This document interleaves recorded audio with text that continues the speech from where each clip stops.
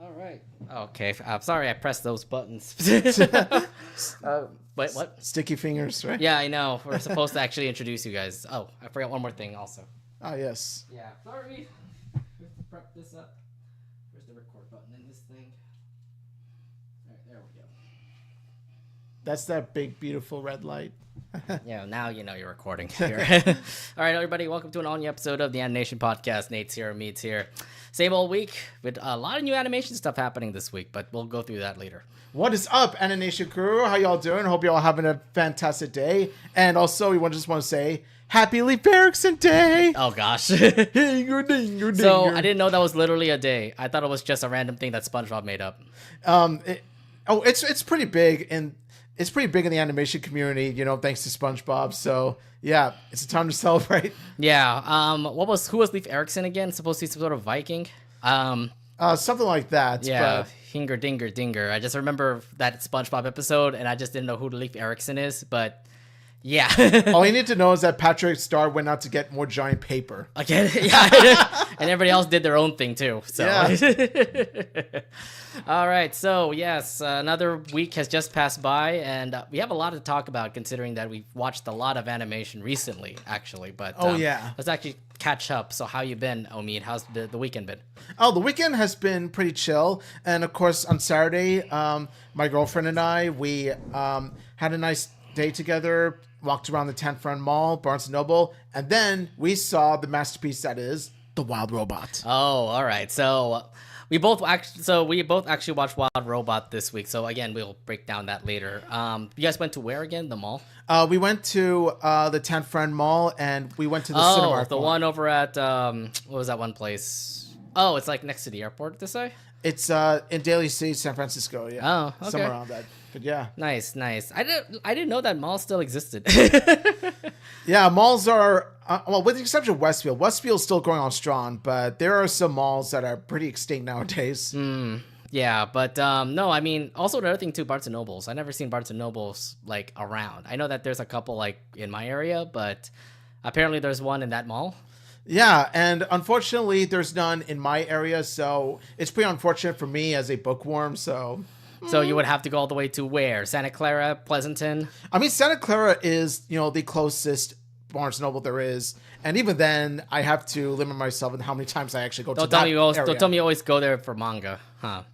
I always go there for primarily manga, but there are some... There's other like, was it book spots out there? Kinokuniya, for example. I actually just buy my manga there now just because, well, you be a member there, you get like a discount on the books you buy, and they also do have like a lot of anime stuff there too. Mm-hmm.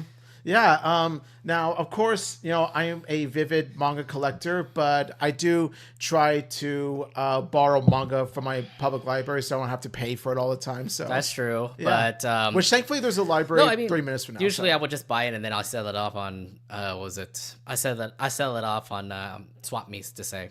So, I mean, it is a collection that you want, but like, say for example, your collection you don't want it anymore, so you can sell it off to somebody who really wants to read manga.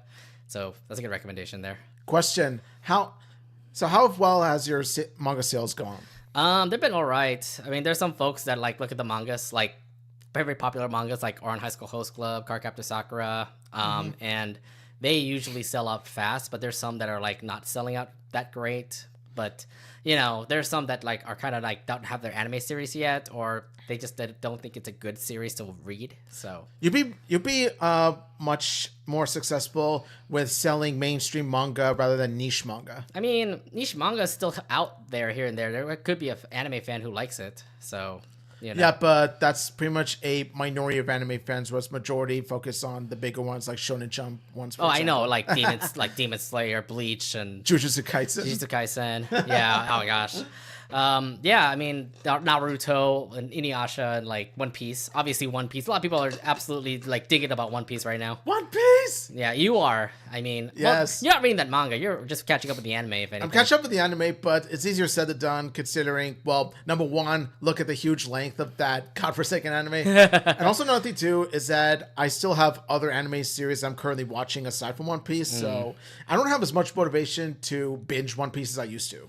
Yeah, One Piece is everywhere, though. It's like on Crunchyroll, it's on Netflix, so you have chances to catch up with all of them in so many streaming services now. Yes, that I do, but I try to make it like, one episode per week now, whereas it used to be 3 episodes per day. Yeah. Oh God. Yeah. Well, good luck trying to catch up with One Piece. No, but like my Saturday was fine. I didn't actually do much on Saturday. I just went back home to my parents and then just hanged out at their place. Really nice. Yeah. So there's that. And then Sunday we watched football. Of course, it's always our football time, so it's actually time to catch up on NFL Sunday stuff. First off, my Niners absolutely are terrible and trying to capture that lead. Join the club. We were up by like 14 points or something, and then we lost by 1. And then we just suck. I don't know what's going on. Niners aren't the same. Niners like the Super Bowl. Well, so I gotta say too, Nate, join the club. Because my team sucks too. No, your team sucks. Like, it's like you can't beat the freaking Broncos, and they suck too. How did we get blown up by the freaking Broncos of all teams? Like, are you kidding? And that 8-game winning streak on the Broncos apparently got snapped because of what happened last Sunday. Yeah, and also apparently, but then again, this is the same team that also got beaten badly by the Panthers, so anything's possible. I don't know what's going on. I mean, you could beat the Browns. Browns suck, by the way, but you could beat the Ravens, but you still can't beat like the big lousy teams. Are we in a topsy-turvy, bizarre world here? Like we're losing against teams that we expect to beat, and we're winning against teams we expected to, lose. So I don't know. I don't know what's happening. I mean, that's the reason why in our pick'em pool we are literally killing everybody off right now. Dude, like our survival pool is basically. Like, survival pool is basically like we're pretty much getting Game of Thrones in a sense, if you know what I mean. Like everyone's dying. Yes, everyone's dying. It could be like I could make a kill where everyone dies too. It's a bloodbath. Bro. Yeah, but currently you're surviving, but you're literally on that chopping block now, and I'm on the chopping block too. After I picked Seahawks and they lost, which was unexpected. It was kind of a giant upset. Wow! Stop being so punny because of the stupid Giants beating the Seahawks. Goddamn. Oh God. Jeez, looking with pride. No, I didn't expect that. Everybody else didn't expect that. So our whole pool definitely got like 3 strikes and you're out. Yeah. Like I remember your brother got stricken out too. This is actually the first survival year in which I actually outranked my brother. I'm surprised about that because usually your brother always beats you. Yeah, but this time, student surpasses a master, I guess. I don't know. Maybe for this year, the next year he might come back and actually win the whole thing. Hopefully. I mean, not hopefully, but possibly. Well, with better luck. I'm just looking now because like I'm on the 2-strike club, and at the moment I'm really obviously careful with my picks now. Of course, our other friend, he is currently on top, but he has 1 strike, and I'm just like looking at his picks and hoping he gets a 2nd strike eventually. He's the only one with 1 strike, whereas the rest of us have 2. Yeah, and I just hope he gets another strike maybe next week. Hopefully, he picks wrong. Yeah, we go. Welcome to the club. I was really hoping that the Chiefs beat the Chargers that 1 week, so that he gets part of that 2-strike club. See, they almost did. Like the Chargers almost beat the Chiefs, but alas, it didn't happen. So. My goodness. Either way, I don't know what's going on with football. We don't even know who the champion is. Maybe the Chiefs again, but I really hope not. So this could be the shortest survival pool year we've ever had. I think so. I don't know if it'll last even more than 10 weeks. So. Oh no, I don't even know if we'll last 8. You think so? Somebody's gonna get striked out next week. Possibly. I don't know. Maybe you. Watch out. Watch your picks. Oh, not me. You're currently in last place. So. No, see, like, I'm pretty confident on who I'm picking, but I'll just leave it at that. By the way, you're top 6 now. So welcome to the top 6. Yeah, I'm still alive, but I'm, bottom tier. Yeah. Bottom tier alive. All right. Enough of that. Monday, actually, I was able to watch Monday, both me and you actually hanged out that day because we were watching an anime film. It's not the one-hit anime film that everyone's talking about called Look Back.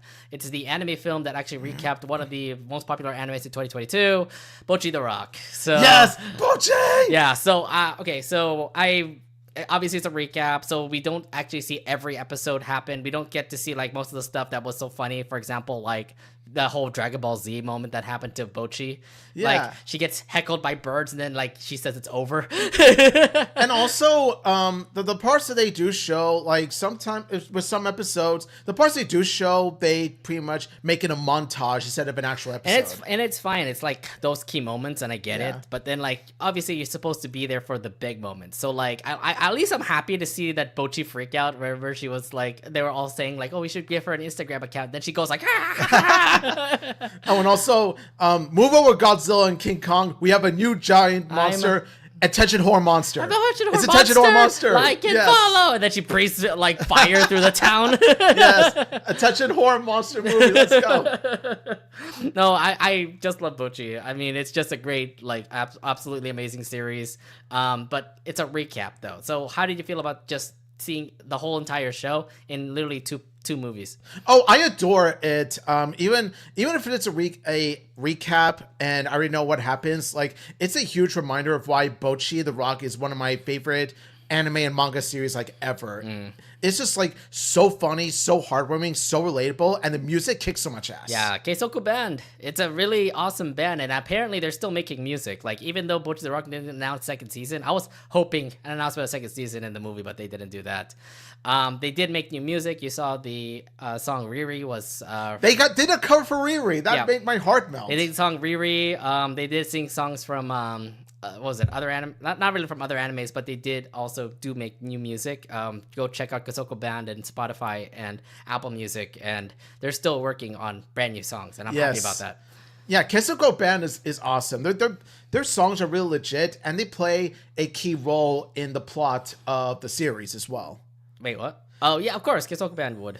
Yeah, so like, you know, like they're not just there just, you know, for fan service, all that. There's actual an integral part that point to every other song, each and every song. I'm just waiting for that announcement that we get a second season of Bocchi the Rock, because it's been 2 years now. We didn't get an announcement yet. Cloverworks, we love the anime. Yes. I really hope we get more Bocchi stuff eventually. Not only that, but I'm hoping that Keisoku Band comes to North America, like a Keisoku Band tour. Oh, do you think about do you think they would? Because like I know they do, but then you need to have them in like a very big like anime expo event to say.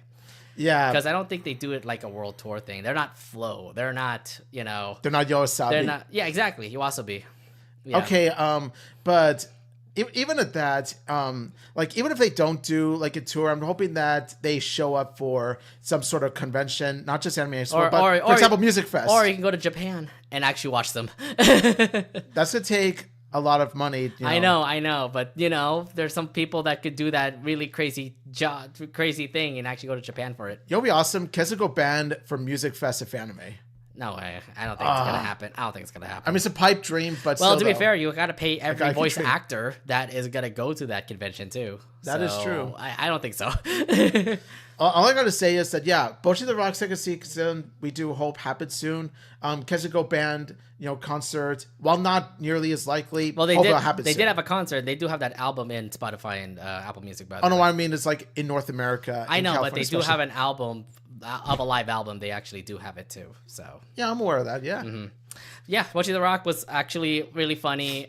Just loving all the music and just the funny parts of Bocchi that Bocchi does. Yes. And like Kita is like a ray of sunshine. I like her, and I didn't know, and I love the whole Yuri part with Kita and Rio. Oh, Kita is pretty much the prime example of senpai notice me. Yeah, exactly. And Rio is like, oh, she's just playing it cool. Rio's her senpai. Yeah, I actually do like that kind of thing. It's pretty cute.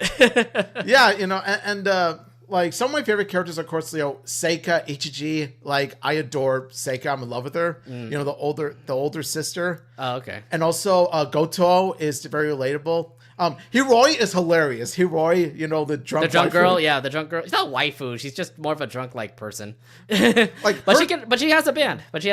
Her intoxicated scenes like make me laugh out loud. Oh, I know. And the fact that Bocchi has to deal with that stuff. By the way, Hiroi and her band deserve a spin-off show. Oh, maybe. If they have Cloverworks ever does it. Yeah, I think that they do have the potential to have a good spin-off show. And also, Rio is Rio is also really hilarious. I feel so bad because Rio had to eat weeds. Rio does weed now. No, it's not that. No. So yeah, Rio is like hilarious with her deadpan expressions, her sarcasm. Just I like her. That's why I like Rio. She's my favorite. Like Rio's pretty much like the troll of the show. It's just pretty hilarious. Yeah, I do love it though. Yeah. But yeah, if you haven't watched Bocchi the Rock, hopefully it's actually still in theaters. Next week, actually, I'm gonna be watching Look Back. I can't wait to see that. So. Oh, nice. Yeah, they did air more air. They did put in more air times for Look Back. So check your theaters, by the way, if you want to watch Look Back. It's from the creator who made Chainsaw Man, by the way. So. Yeah, it's gonna be something good. As someone who likes Chainsaw Man, like I love Chainsaw Man, so I definitely want to take a look at it at some point. But going back to Bocchi the Rock, yes. Now, if you haven't seen the Bocchi the Rock the series or haven't read the manga, this is a good introduction to Bocchi for you. No, it isn't, because it actually sums up everything. No, but it highlights some of the key elements, like key points. I know, but like I don't know if it'll Rock. make him watch the anime series itself, because you already have everything all summed up in 2 movies. No, I mean, it could. You never know. I know when I watched the recap of Gurren Lagann way back when, it made me want to watch the anime series.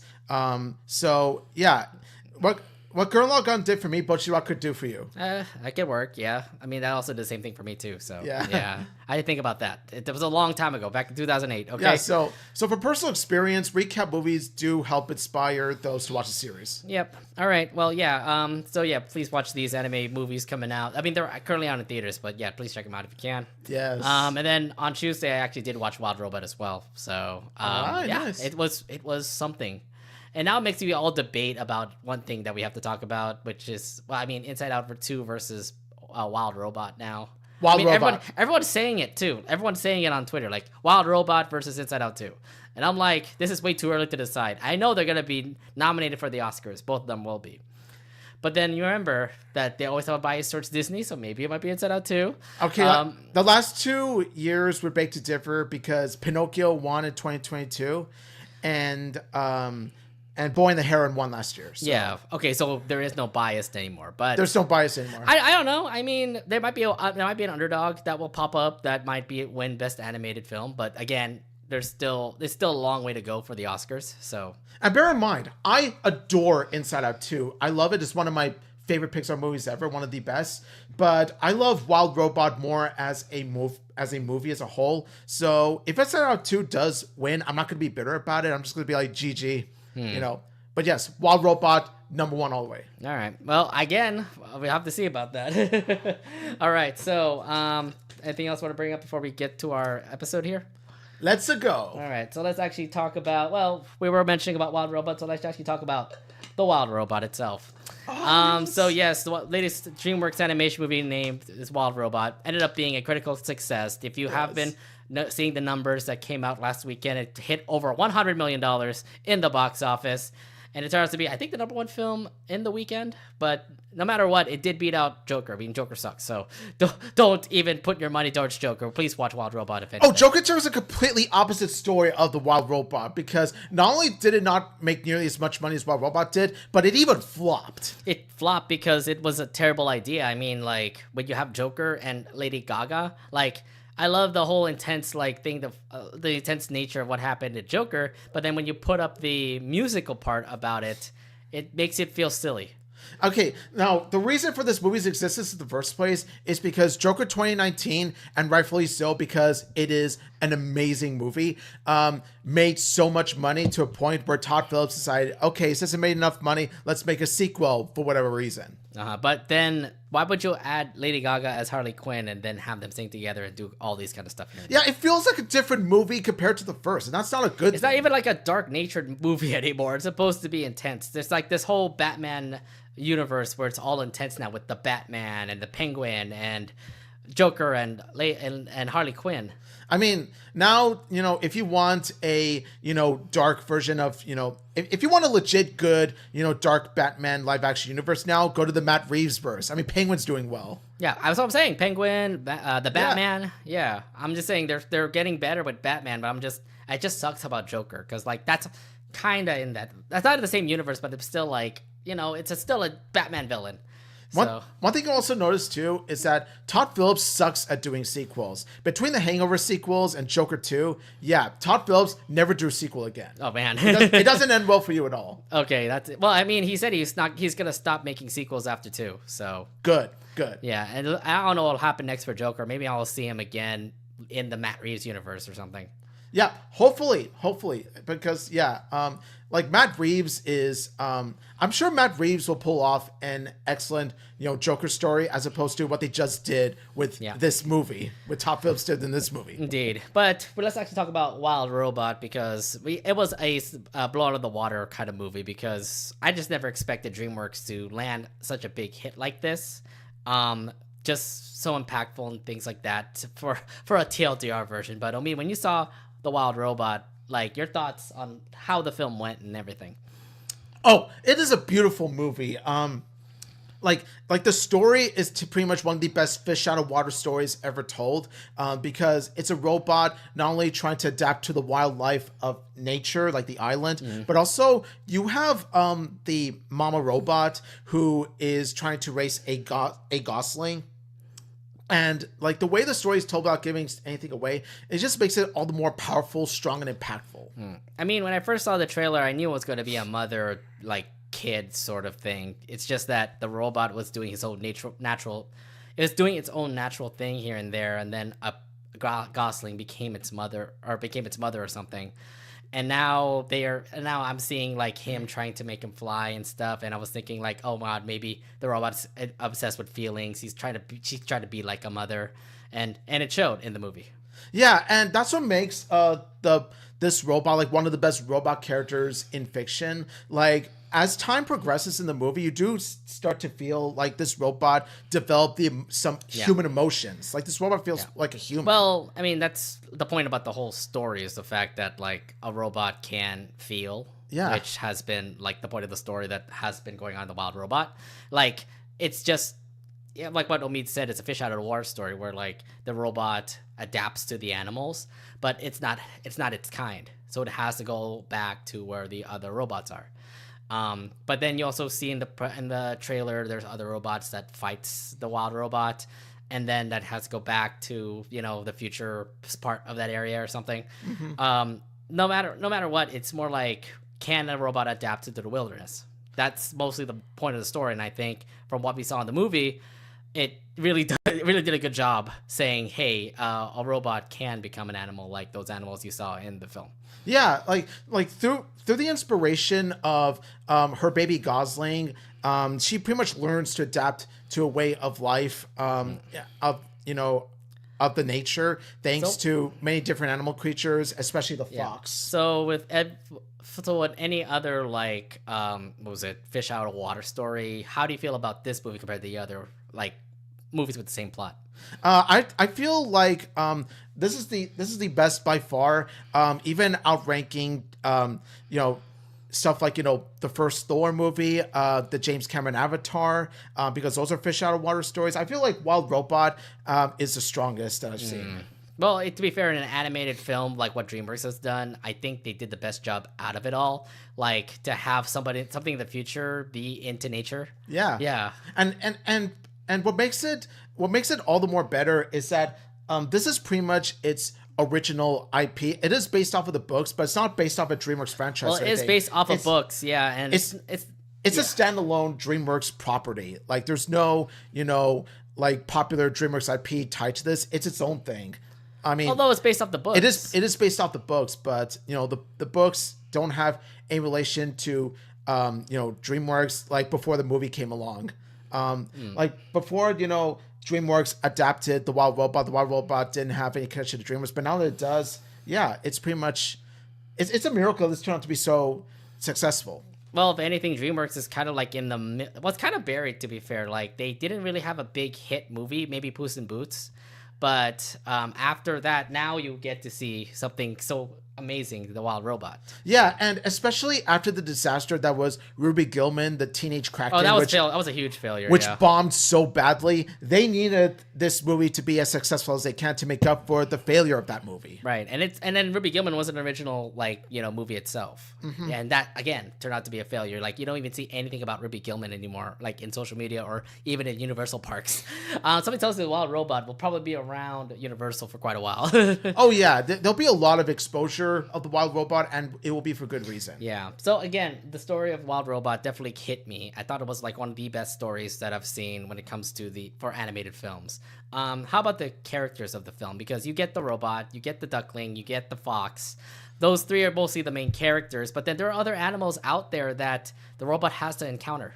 Yeah, like for example, the mama possum is one of my favorites. Not only because like she has some of the funniest lines when interacting with her kids, but she even gives advice to this robot on how to be a loving mother. Well, to be fair, that possum is a mother too. So, yeah. Yeah, so I like how the mother possum from personal experience teaches Roz is the robot's name, how to be a mother, and Roz learns quickly from that. Uh-huh. Like Roz is a quick learner when it comes to not only being a mother but surviving in the wild.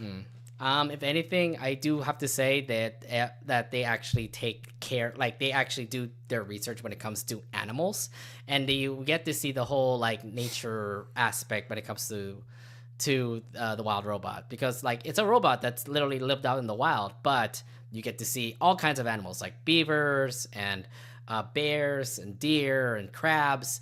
And the robot continues to adapt with that.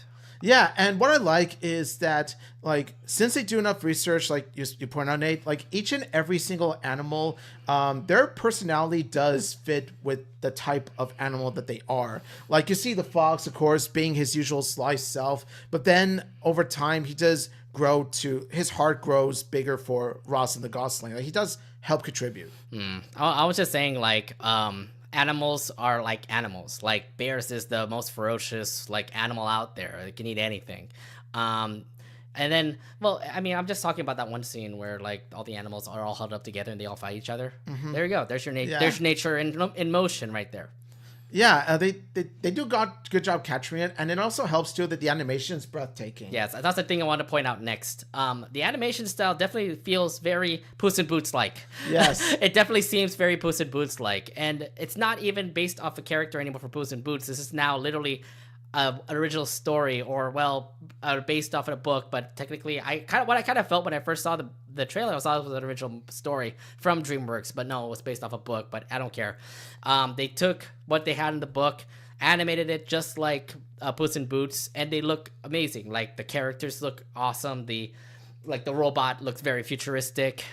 Even the setting absolutely looks amazing. Plus, I don't know if you've seen, like, there's a lot of like nature scenes where you get to see like the rain fall down, storms happening, just a bunch of stuff here and there in the film that makes me feel like, oh my god, am I really watching like a nature documentary? It looks like a nature documentary. It kind of does, and that's what makes the movie beautiful, and especially with the animation, how, yeah, you point out, it is Puss in Boots like because it's stylized animation, like where you combine 2D and 3D elements together. It's not just, the typical 3D CGI animation like Trolls and Ruby Gillman. No, this is its own thing. It's so different. It's so different, thankfully, because like I kind of hate that same style of animation that they always do for Shrek, for How to Train Your Dragon, for Trolls, for Mr. Peabody and Sherman. Yeah, this should be the new medium for DreamWorks. Like, DreamWorks, if you're listening to this, like, make animation like this in your future films. Have you seen the next film, right? Dogman? Dogman, but it looks like Captain Underpants.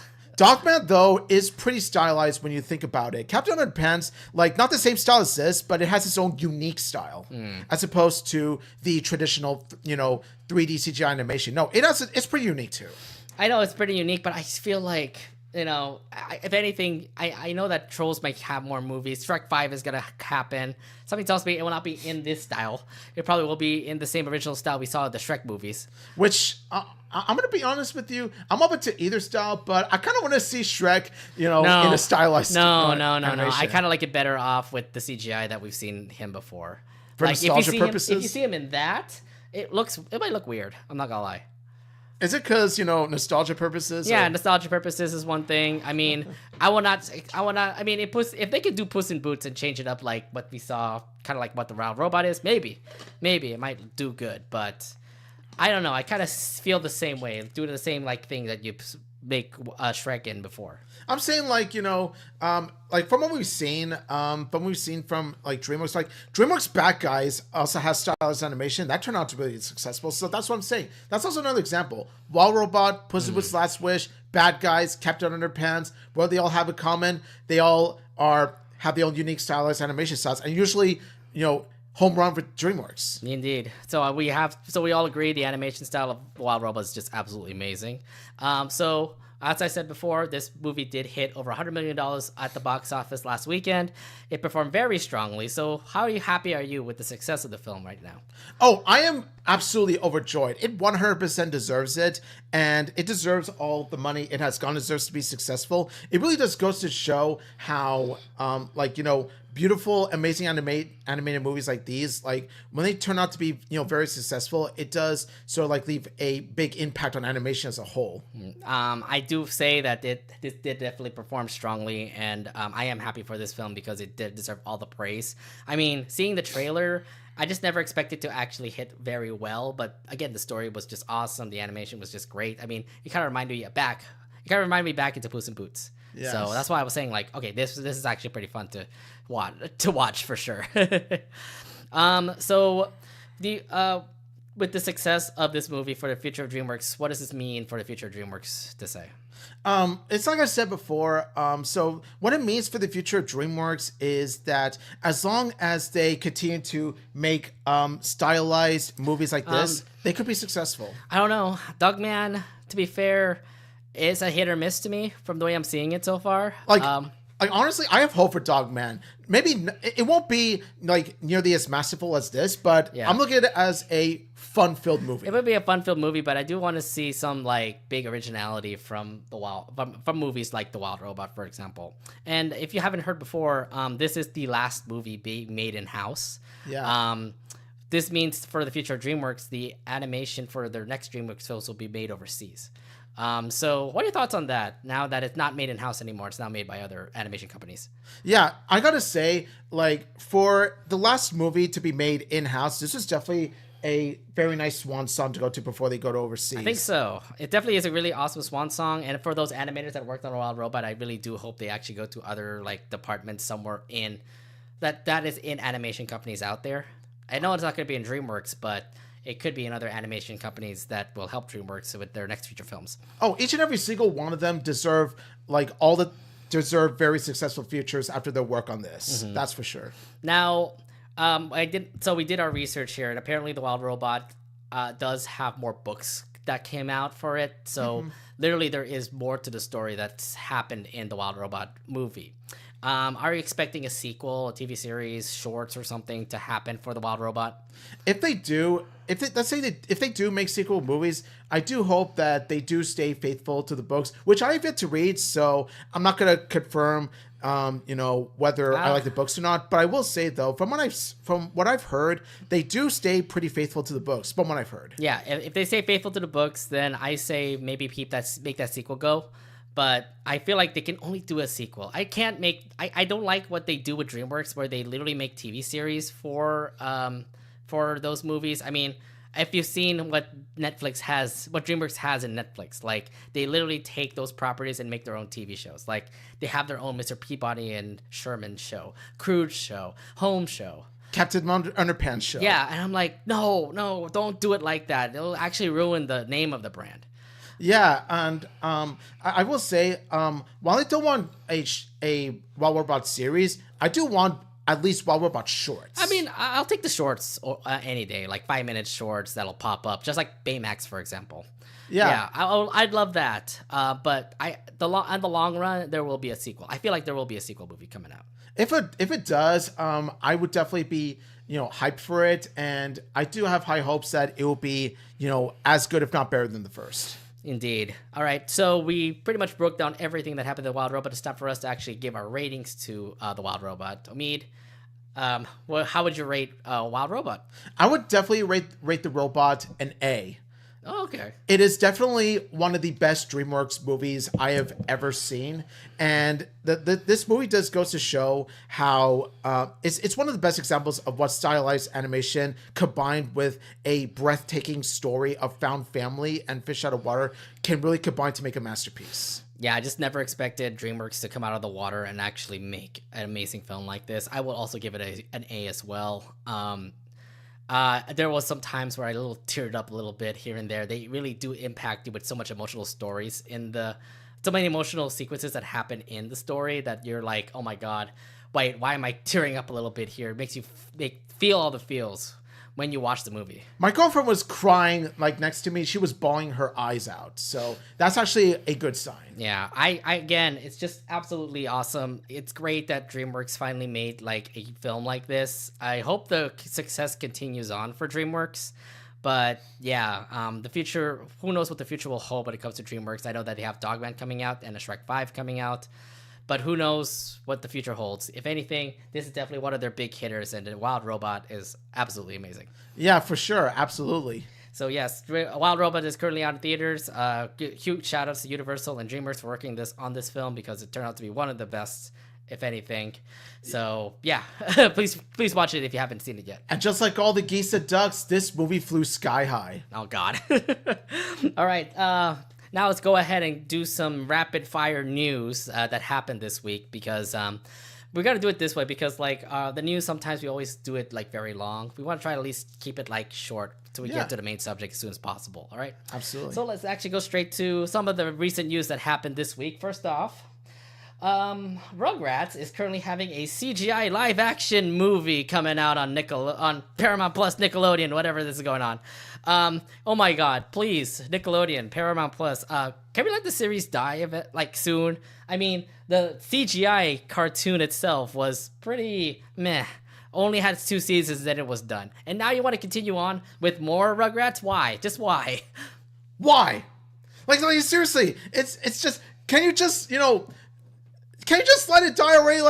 Honestly, why you have to give it the CGI live action hybrid treatment, especially? You know how ugly it's going to look? You know how uncanny it's going to look? I don't even know, because, you'll have parents that'll be like humans, and then the babies being CGI. Yeah, because that worked out so well for stuff like Baby Geniuses and Son of the Mask, right? Seriously, do you know how ugly that they looked on those movies? Now, do you want to give it that attention? No, absolutely not. As someone who grew up with the Rugrats and owned, tens of thousands of orange VHS tapes based on the Rugrats, I am extremely miffed about this. I'm not happy about it either. I don't even know what kind of thing they're kind of doing their excellent live action route to say, because you know what's kind of funny? It reminds me of Lilo and Stitch. That new live action film that they're gonna have Stitch even worse. That's actually even worse. Oh, don't tell me Nickelodeon brought up the idea of this just because, they're gonna make Lilo and Stitch. Oh, Stitch will be CGI. Why don't make the baby CGI? Oh, 5 is better than 1. I don't know what the babies will look like so far, but I have a feeling they might even look worse as Stitch. At least the live action CGI Stitch, he looked decent, despite the fact that the idea is absolute trash fire, garbage. Yeah. But with this though, I don't think that they'll do a good job in trying to replicate the CGI version of the No, babies. I don't think so. It'll look like candy. No, I really feel bad because I feel bad for the parents, because the parents are going to be like actors looking down at nothing while there's CGI characters down there. It's weird. I don't know how they'll do it, but I'm not a fan of it. I'm seriously saying, guys, I know Rugrats is done. They literally stopped the series, I think, last year after 2 seasons. Why don't you just keep it that way? I get it. It's our nostalgia factor coming back, but, Rugrats, to be fair, is okay as it is back in the 90s and 2000s, but not right now. Not right now. I think we're kind of overdone with Rugrats here. So, seriously, Rugrats is the first cartoon I ever watched, so it holds a dear place in my heart. So, yeah, I'm offended by this news. I'm offended. So you're not going to be watching this when it comes out, maybe 2026, 2027? I might even watch it at Paramount Plus. Screw the theaters. I'm going to watch it at Paramount Plus. You're going to watch it, then? I mean, I'll watch it once, and even then, I'm not going to pay a single money. It's a movie, right? It's a movie that they're bringing up. Yeah, it's a movie. Thankfully, not a series. Thankfully, not a series. Look. If we bashed on Lilo and Stitch so much, then what makes you think we're gonna bash on Rugrats a whole lot more? Come on.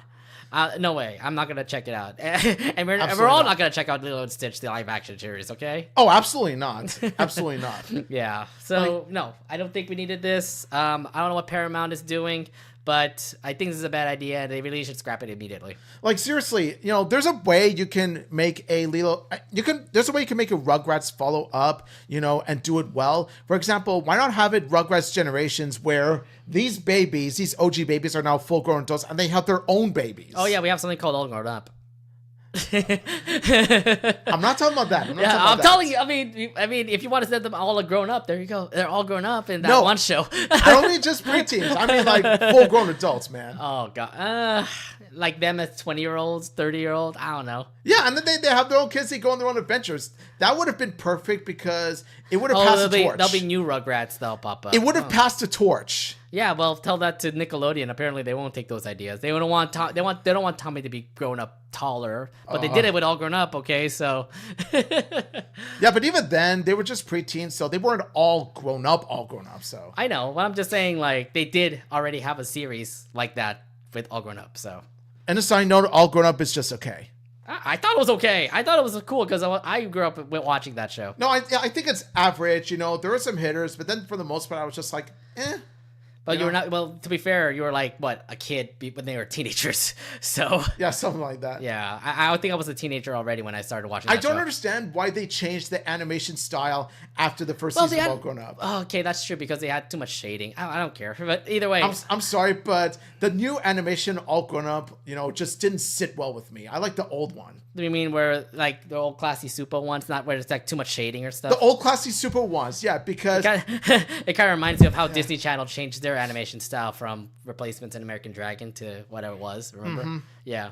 I don't think it worked well there either. It didn't work well either. It looked weirder to say. So yeah. I don't care. Nonetheless, please just end Rugrats. I'm done with it, guys.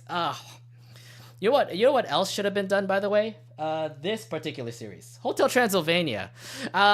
According to Jenny Tatarovsky, a person who is it Jenny Tatarovsky or is it Jenny Tartakovsky? Yeah, Jenny Tartakovsky. According to him, apparently Hotel Transylvania is still continuing on, and I know that we have a Motel Transylvania coming out on Netflix, but there's a possible chance there'll be a Hotel Transylvania 5. I mean, do we need more Hotel Transylvanias? Wow, going from one cash cow to another. Yay. Like, dude, we live in a cash cow farm now, dude. So this is Sony Pictures' films, and Sony Pictures, I don't know what's going on with Hotel Transylvania, but you did bomb a lot on the sequels for sure. I didn't even watch 3 or 4. I was just like, okay, 2 is enough for me. Like 2 is enough for me. I know 2 sucked too, so yeah, I'm thinking to myself like, yeah, Hotel Transylvania, like the way they're milking their series, it's even worse than when Blue Sky did with Ice Age. Ice Age did so many, to be fair, like 6 movies of that, and then we kind of like died off after 3 or something. Now, see, at least Ice Age had 3 good to decent movies. Hotel Transylvania had only 1 to good decent movie. That's the first Hotel Transylvania. Yeah, that's the first one. Only the first one. And that actually had up like a great series where we get to see the human and a vampire work together, and this is cool. And then they made sequels. Oh, he had a baby. Oh, the wolf guy had a lot of babies, and then they went on a cruise, and then they switched bodies. What would 5 be, to be fair? Are they gonna switch monsters? Oh, they're gonna be switching again. Oh, God. Yeah, I'm wondering what they're gonna do with Hotel Transylvania 5, but obviously it's gonna be a stupid plot regardless, because we've seen how the sequels turn out. I have a feeling Hotel Transylvania 5 is going to be even dumber than the last sequels. I feel like it's gonna. I don't know. Like I said, I don't trust on their sequel series, on their sequels. So why makes you think that I will actually want to watch 5? I don't think it's gonna work out. Although, to be fair, I do like the idea of Motel Transylvania, the new Netflix series coming out soon, because it is Mavis and her husband all now working on a motel, and I think it's actually a really good idea because. It's something for them to do. It's nothing featuring these other monsters. Yeah, see, not only is it more original in comparison to the sequel movies, but honestly, Hotel Transylvania would work better if they got the television series treatment rather than the sequel movie treatment. Yeah, and it'd be cool to just see like the stories inside the mansion, like what Dracula does, or what the Invisible Man does, the Mummy does. And plus, when you think about it, it has a potential to work because each and every single episode could focus on, different ways of running the motel, and also it could focus on different creatures that reside in it. Yeah, indeed. So again, there's like so many other side stories that can happen also in Hotel Transylvania, but they all want to put it all in one movie or anything. It's weird. But again, Hotel Transylvania Netflix series ain't bad. Do you also remember that there was a Hotel Transylvania series also on Disney Channel? It was on Disney Channel. I looked at one episode and I thought to myself, okay, it's not for you. It's definitely not for you because it's with Mavis and a couple of other people in the mansion. The animation style looks very uncanny. I do not like what I'm seeing one bit. I'm out. Well, because it's Mavis and some other random people. That's it. Yeah, it's like there's no plot in that particular series. It's supposed to be just like stories in the mansion or something, But there's no actual plot that happens to that series. Yeah, and the animation style is so weird too. It's not like the same 3D animation you see from the movies. See, I'm much more confident in this because Moto Transylvania Netflix series does have the potential to have its own plot. They're actually making it 3D CGI, so it's looking to be quite attracting compared to like another movie series. Look, I think, to be fair, I am tired of seeing more Hotel Transylvania stuff. You and me both, brother. You and me both. Yeah. Look, 4 was a disaster, and I love the fact that it was straight to Amazon Prime. Because 5, and according to them, they want to make more. They can make more, and I'm pretty sure some kids will love it, but leave me out of it. Sorry, I can't see myself watching more Hotel Transylvania. Not for me. No, thank you. All right. Let's get out of the bad mojo here. Let's actually talk about some new awesome stuff. Let's talk about an anime series that we both love, Oshi No Ko. Yes! Oshi No Ko, let's go, yes! All right, so me is a huge fan of Oshi No Ko. I need to catch up on second season, if anything. Yes, please do. But they have announced 3rd season of Oshi No Ko. Yo, I am all the hype for it. Now, of course, I did watch the first 2 seasons, and of course, each season is better than the last. Like, season 2 actually hits even deeper. It gets even stronger. And yeah, all this stuff. I was thinking after what happened in season 1 and the girl thing. We all remember that moment. Yeah, we all remember that moment, and we all remember that. It reminds me of who.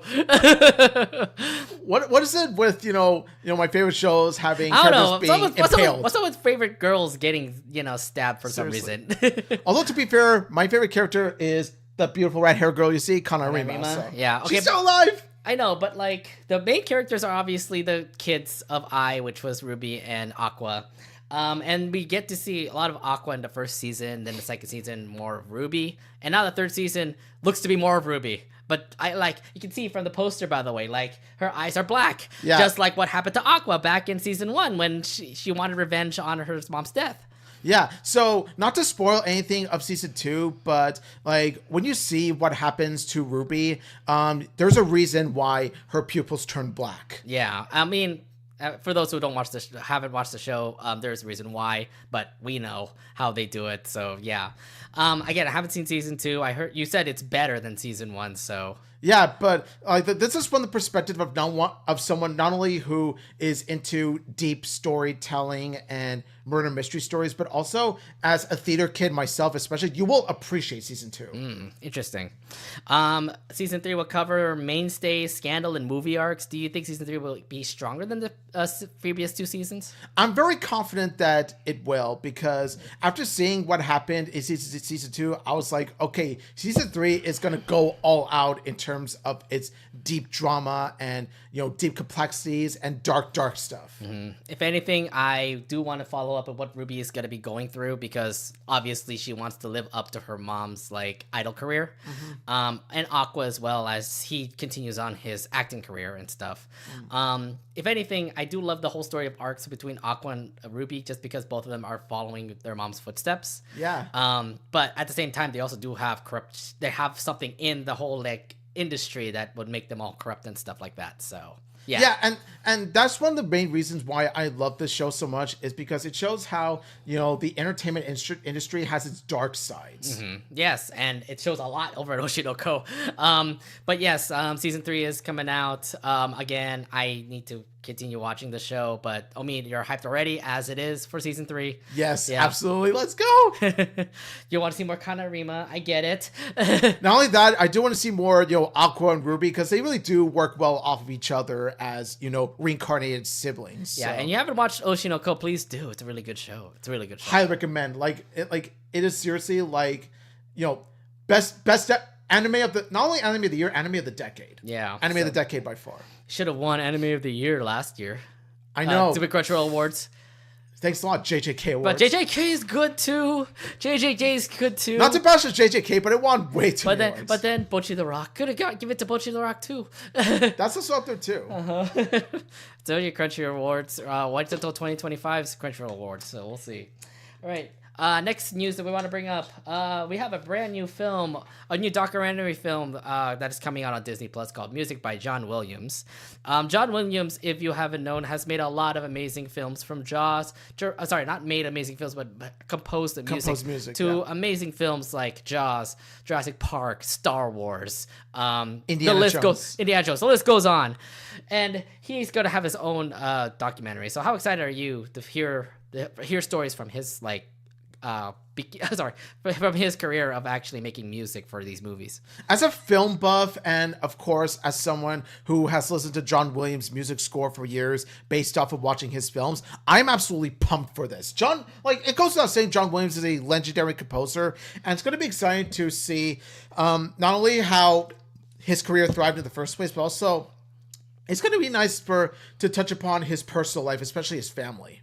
Yeah, if anything, I do want to see how his career went. Like, I would imagine his stuff did really pop off, especially after Star Wars, because him making all the music for all those Star Wars films, you would know that he would be a legend for that. Yeah, his music really does play a key role in the films that he is, part of, because not only does he know what kind of notes that he plays during each scene, but he knows when to, he knows when to build the suspense, especially with the Jaws theme, The Jaws theme was surprising because apparently it was, according to him, it was just two notes. It's just two notes.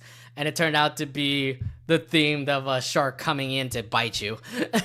and the closer the shark approaches the swimmer, it gets faster. The faster and more powerful his composing was. Yeah, I know. And it gets you the terror and stuff that helps with it. It's pretty awesome. Very effective. I'm looking at this documentary series and I'm hoping it's going to be just like what they did with Jim Henson. Idea Man, Jim Henson, and I'm hoping this could be as good with John Williams' documentary. I have a pretty strong feeling it will, because as I mentioned before, it will dive into not just his career, but also his family life, like they did with the Jim Henson documentary, where it focused on a combination of his professional career work and also his family life. Yeah, I really can't wait to see that. If anything, I am a fan of John Williams' songs, all the things that he's composed for all these movies. How he was able to do it would be an awesome story to watch, and I can't wait to see how it goes. But yes, Music by John Williams comes out November 1st on Disney+. Please check it out if you can. Yes. If you're a huge fan of movies like Star Wars, Jurassic Park, Indiana Jones, all that good stuff. I kind of want to know what was his worst composed song. What movie did he do bad on when it comes to songs, for example? I mean, even with the worst of the worst movies, like the latest Indiana Jones movie, Dial of Destiny, and even with the worst Star Wars movie, Rise of Skywalker, even with the worst movies that he has been a part of, his music. I kind of want to see how his challenges were when it comes to those movies. Yeah. I wouldn't say what I would still say there might be a surprise movie that he's done for music, Titanic, for example. Even with the bad movies that he composed, his music always still stands as pretty much the, not saving grace, but the only redeeming factor to those bad movies. See, that's what makes John Williams' scores so iconic, is that whether it be a good movie or bad movie, his, scores are always the best parts of him. Indeed. All right. Let's move on to more other exciting news that came out this week. Well, this particular series is gone. Yay! Goodbye, Velma. Goodbye. Ding dong, the witch is dead. Oh man! All right. So, according to sources that we heard this week, Velma is officially canceled. They're done after 2 seasons of the show. Yes. And so, what are your thoughts on the fact that this show is finally done? Oh, I couldn't be happier. Like, now, of course, I've seen some bits of Velma myself because I never intended to watch the series on Max because it would help the series. Seriously, why did you guys all hate watched it? Y'all hate watched it. Y'all And hate it got a watched second it. season. And it got a second season. Yeah, so I'm not gonna make the same mistake y'all did. I'm just gonna say I've seen bits and pieces of it, and of course, obviously, it sucks, and I'm glad that it's dead. But there is a bit of a downside to it. Yes, there is a bit of a downside to it. So apparently, what I heard was that some of the animators who worked on Velma have finally lost their jobs, unfortunately. Yeah. Now, of course, now it is very unfortunate what happened to the animators. And we do hope that they land back on their feet after this because, yeah, even though Velma is a really crap show, we're glad that it's gone. We're not glad that, it cost the animators their jobs. I know there's a lot of people who have been saying, like, yeah, why would you support a show like this? But at the same time, like, look at the behind-the-scenes look because there are animators out there who have worked on Velma, who've made these characters, who made the show as it is. And you know what? You can't, ignore their hard work and stuff. Yeah, here's the thing, like two similar things can happen, okay? You could not care about this show, In fact, you can hate and be glad that it's gone. But you can also, at the same time, care about the animators and people who worked on it, because at the end of the day, it did cost them their jobs, and we do hope that they land back on their feet, which is hard to do already, considering how the animation industry is nowadays. Yes. I really do hope for those who have worked on Velma that they get new jobs in other cartoons coming up. But again, the animator skill is currently on strike, and we don't know what kind of animation jobs are going to be happening right now, or what cartoons are going to be bringing up right now. So hopefully the strike can get settled up soon, and hopefully the big companies know what is better animation than freaking AI. Hashtag stand with animation. We're rooting for TAG and we're rooting for the strikers. So yeah. Indeed, yeah. But if anything, goodbye to this show. Look. I know this is just me just saying goodbye to Velma because I've seen the first episode and I'm like, why? Why are we making a show like this? Well, yeah. Obviously, good riddance to this god awful show, but I really do hope the best for the animators. But I would make the argument is that the animators, honestly, they could do better than Velma. I look at this, I think to myself, the animators do deserve to work on a much better show. I wish, if anything, the animators, after having that on their list, they actually will get other jobs in other cartoons, like SpongeBob, Loud House, or Gumball, or Big City Greens, for example. They deserve better, and they deserve to work on better shows. So I really hope for their future careers they have it in their mark, and if anything, the animation reflects it. I do have to say, it's not bad animation when it comes to Velma. It's just that the story was absolutely terrible. And the jokes were cringe as hell. God. Yeah, I know. So, yeah, if anything, for those who worked on Velma, we wish you guys the best. But thank God this is done. Yes, we don't have to talk about this god-awful show anymore. Maybe one of the worst Scooby-Doo spin-offs I've seen. Okay. Honestly, Max has axed out many shows and movies, and those were terrible mistakes. Axing out this is not one of them. I don't consider this a mistake. I consider this a big Take it out. Finally. Yes. Okay, Velma's done. All right, last but not least, let's go on to one more piece of news that came out this week. Let's talk about this particular cartoon called Invincible Fight Girl. Now, the trailer did come out recently, and it is for not Cartoon Network, but Adult Swim. So, first off, let's actually talk about the trailer. What are your thoughts about everything when it comes to the trailer? My thoughts on the trailer are this. The trailer kicks so much ass. Invincible Fight Girl, when you look at this, you think to yourself, I can see why it is under Adult Swim and not Cartoon Network. It's definitely reminds me of Adventures with Superman, not by the animation, but more how it's action packed, about how it could delve into, some of the, more explicit stuff, a bit of blood, a bit of gore, a bit of foul language even. So yeah, I definitely see why under there is a reason why this was particularly for Cartoon Network, because of the animation style. It definitely looks like Steven Universe to me. Yeah, it does. When you think about it, you think about this, you think Yeah, Steven Universe-like animation. Right. And I do like the whole story about like what this Invincible Fight Girl is going to be about. It's about a girl who lived a normal life, wants to become a wrestler, and then she meets up this one old lady, and she becomes a wrestler by that, like that, for example. Yeah, I do like how she has a mentor to help her out. And also, some of the opponents that this girl faces, like, they're all very unique in terms of, you know, how buff they are, their strong powers. And, you know, they do stand out as formidable foes to this girl. Yeah, I mean, if anything, she is the story about this. It is how the story is going to be about this one girl that'll, like, fight up to the ranks to become the best, to say. Yeah. And also the fighting and the choreography of this, you know, cartoon series really got me hooked. Yeah. It got me hooked. I was like, okay, this series is a me to watch. Yeah, I actually do like the characters that are in the show too. Like, you know, this person right there. I still don't know what this person's about, but I've seen them in the promotions, and I really hope they end up becoming awesome. We also do see more wrestlers in Invincible Fight Girl, and I'm wondering how this girl, this old lady, is going to like really reflect on the Invincible Fight Girl that's going to be featured in the show. What I do predict is that there's going to be an episode where it tackles this old lady's past, to where it might delve into her backstory onto, you know, something tragic that happened while she was a fighter herself. I would love that. I mean, to be fair, from the way I'm kind of seeing how Invincible Fight Girl is, it could be something like based off an anime. Could be something like that. Yeah. Oh, you know what? What I like to do is that whenever it goes into backstory mode, I kind of want them to do like a anime-esque style to tell the backstory. That'd be a very unique and creative way to tell stories. That would be pretty awesome too. If anything, it is coming out on Adult Swim, on Toonami, so it's kind of like having that treatment like what they did with My Vegetable Superman. This time around, with the fact that they're not a Cartoon Network show, do you feel like things are all unhinged? Things can happen that cannot happen on Cartoon Network?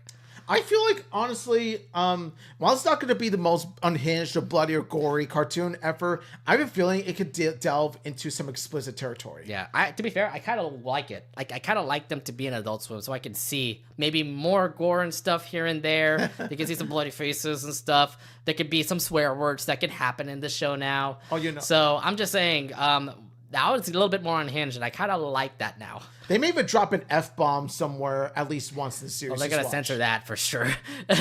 Or they're going to find some way to kind of like joke. Well, I mean, like, they'll say it like behind the scenes, but there is going to be a beep on it for sure.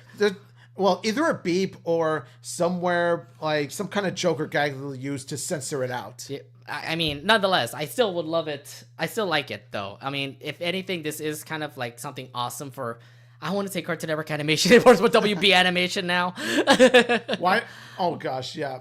Don't make it... Yeah, I also want to bring that up, too, because, like, if they did make this a Cartoon Network show and became Adult Swim, then what's going on with the Cartoon Network shows? Are we seeing that it's not Cartoon Network anymore? Are we seeing it go away now? As we discussed earlier in previous episodes, the Cartoon Network brand is lying on its deathbed. Indeed. And I'm like, well, what's going to happen to Teen Titans Go? That's DC. What happens to Gumball? Hanna-Barbera Europe?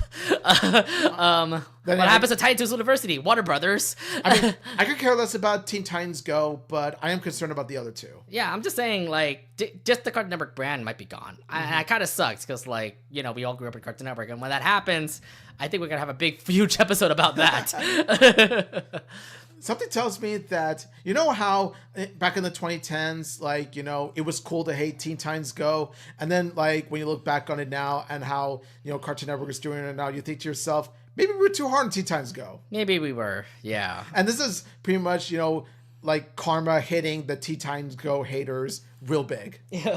Yeah, indeed. Well, nonetheless, this show is coming out November 2nd on Adult Swim on Toonami. Please check it out when it comes out on Adult Swim and Max. So, oh, yes. To be fair, I am excited for this. I can't wait to see the first episode when it comes out of Toonami. Oh, yeah. This definitely looks like a must-watch for me. I'm on board with this. All right. Yeah, I think that's pretty much it for our rapid news. If you guys want to put down in the comments your favorite things that you like from the news, let us know, and we'll probably bring it back or something. It's a lot of awesome stuff that happened this week. That's why we had to do a rapid news thing. Yeah, and it won't be the last time we do a rapid news thing for either. Like, it's gonna come back soon. Oh, yeah, indeed. All right. Let's actually go to our main subject here and actually play some games tonight. Let's actually do a little tier maker tonight. So, look, Yay, we grew up with Nickelodeon for quite some time. And we have been seeing a lot of YouTube videos recently about tier maker stuff. So I say, why the heck not? Let's go ahead and try this out, where we actually go through every cartoon on Nickelodeon and rank them from S to F. Okay. Yes. Yay! Fun and games. Let's All go. right, so let's actually go ahead and do this here. And also, by the way, you can also play along with us as well. There is the link in the description if you want to play that particular tier maker with us. Yeah. All right, so let me set it up here. So this is going to be our little board. And then for you guys, you're going to see this little board. You're going to see this. Here we go. That's our little board right there. Yes. Let me see if you can see it. There you go. That's our little board here. All right, so we are actually going to start off all the way from the 1990s all the way to the recent time. All right, so the first thing that comes up is Ren and Stimpy. All right, so were you particular when it comes to Ren and Stimpy? Do you actually watch the show back in the days? I actually didn't watch it back in the day, but I do acknowledge that it was one of the most highly influential cartoons ever. Like, especially its animation style. Okay, well, first off, the creator's a piece of shit. That's all I have to say. Well, yeah, of course. Like, you know, the creator is a piece of shit, but then again, his animation style is his only redeeming factor. I grew up watching Ren and Stimpy, and I didn't know how bad it was. They did have some adult themes that I didn't notice either. So I was like, oh, crap, I didn't realize that. I was a kid. I was like, what, 7, 8 years old when I first watched Ren and Stimpy? And then now it comes back to me, and I'm like, oh, okay, this is not as expected. So, well, you said you haven't seen it. So would you put your view in the haven't seen it section in this case? I would in my case, but... Well, if you were to rank it at a certain grade, what would you rank it? I would say C because, like, on the one hand, it was a bit, you know, too zany, too gross out for me. But then I do acknowledge the impact that it had in animation as a whole. Okay, so I think I'm going to go with C as well. So we're going to drag Ren and Stimpy, all the way up to the C tier. Sorry, explain your reason again, or why you put it in C. The reason I put it in C is that... like I said before, it has its good elements and negative and bad elements. The good elements are it was highly influential, especially its animation style. And, you know, also there were some funny moments that I've seen throughout. But on the other hand, though, well, the less said about the creator, the better. Yeah. And also, it was the kind of humor just isn't for me. Yeah, if anything, this was a show that I grew up with, and I have to give its props where I actually did watch it when I was a kid, like all the time. And yeah, I'll give it a C at this rate for the show. Yeah. All right, next up is Doug. Doug. All right, so to be honest, if I were to rate Doug, I would say definitely one of the best shows growing up because yes, it is Doug as a middle schooler going through like middle school things with his imagination and his diary and so much stuff here and there. I do have to say it will be ranked really high, but how about you? What are your thoughts on Doug? My thoughts on Doug are not one of my favorites, but it's definitely a show that, like, when I put it on, you know, I enjoy it. You know, it's pretty down to earth, and you know, of course, you got, you know, Quail Man. Doug is Quail Man, like always a riot. Yeah. I would say I would put it in B. You put it in B? I would. Okay, to be fair, I actually would put it in A. In my case. Yeah? Yeah, I actually put it in A in my case because I grew up watching it. Like, all the episodes were all, like, kind of relative to me. I love the characters in the show with, like, Doug, Skeeter, Patty Mayonnaise, you know, Roger. Patty Mayonnaise. God damn it. Yeah. But, no, I would say I put it in A. But, Omid, would you want to put it up to A a little bit, or... No, I think it's a comfortable B. Okay. Fine. We'll keep it at B then for now. And I would say a really high B in this case. All right, B plus for you. So I'd say B plus, B. We're gonna be in that same range. So I'm gonna do the same thing for the folks over here. Doug is B range for us. That is. All right. Next up is Rugrats. Now. Okay, I do have to say this. Rugrats, I grew up loving Rugrats from like the first episodes in the 1990s. Although I did notice the fall of it coming down when I first saw Dylan, Kimmy, yeah. Yeah, now Rugrats holds a special place in my heart. Like I said, It's the first cartoon I ever watched. I was a massive Rugrats fan, down to the point where I would own loads and loads of orange VHS tapes of Rugrats. You said you have thousands of VHS tapes of Rugrats, and I never expected thousands. I was just expecting 3-episode series in a VHS tape. And not to mention, I adore the first two movies, Rugrats movie, and especially Rugrats in Paris the movie. Okay, they're both good movies, indeed. But like I said, after Paris, I think it fell. I don't feel the excitement of the regular series when I saw Kimmy and Dill in the movie, in the show. Yeah, its series kind of dipped, but then there were some decent episodes here and there, but it just doesn't have the, when Dill and Kimmy were there, it didn't have the, it didn't have the pizzazz that the original did. I just remember watching the earlier episodes of Rugrats, and they were also my favorites, like the 1990s, 1995s Rugrats. So that's why I like that more. So, Omid, if you were to rank, Rugrats, where would you rank it at? I would rank it as either an A- or B+. Really? Is it just okay? So A-, B+. Do you think it's better than Doug in this case, or? I actually do think it's better than Doug. Really? Maybe this is because nostalgia person talking. Maybe this is just nostalgia goggle fan at me. Maybe it's just me with nostalgia, but I hold Rugrats to very high regard. Okay, well, I would have to say A2 because I have to admit it. I grew up watching Rugrats. I mean, even with its kind of downfall that happened when it comes to the later on in the show, I still say we were able to continue on with the show after Dill got born, after Kimmy was adopted into Chucky's family, and I feel like everything got relatively cool to say. I still say it still has a deep warm feeling in my heart. I mean, I have some awesome nostalgia when it comes to the Rugrats show. So yes, I will say A in this case. Yes. So yeah, we'll rank it up to A here. This can go up a little higher. Oh. All right. Rugrats goes to A. Next up, Rocko's Modern Life. Rocko's Modern Life. Okay. Well, I continue, when I was a kid, I just continued to watch the show throughout. It's funny as heck. Although I didn't realize there was also adult humor in it. And to be fair, this was one of the shows that started off a lot of people's careers. I mean, I think some people from Phineas and Ferb were in the show. You see Tom Kenny, as Heifer be in the show. Yeah. So I didn't realize it. I'm like, Carlos Aliski, who was also Rocko, he was in the show. And I'm like, maybe this is one of their first cartoons that they ever done. Yeah, exactly. And not to mention the legendary Charles Murray. Charles Murray, who did the voice of Cow and Chicken. Joe Murray, right? No. The creator, right? No, I was talking about... Oh, no, Charlie Adler. Not to mention, you got Joe Murray, of course, the creator of Rocko's Modern Life, also did Camp Lazlo. Yeah. And, of course, he knows how to incorporate animals into, like anthropomorphic animals into slice of life, environments and give it this sort of wacky, zany twist. I do have to say, I do love all the characters in the show, too. Yeah.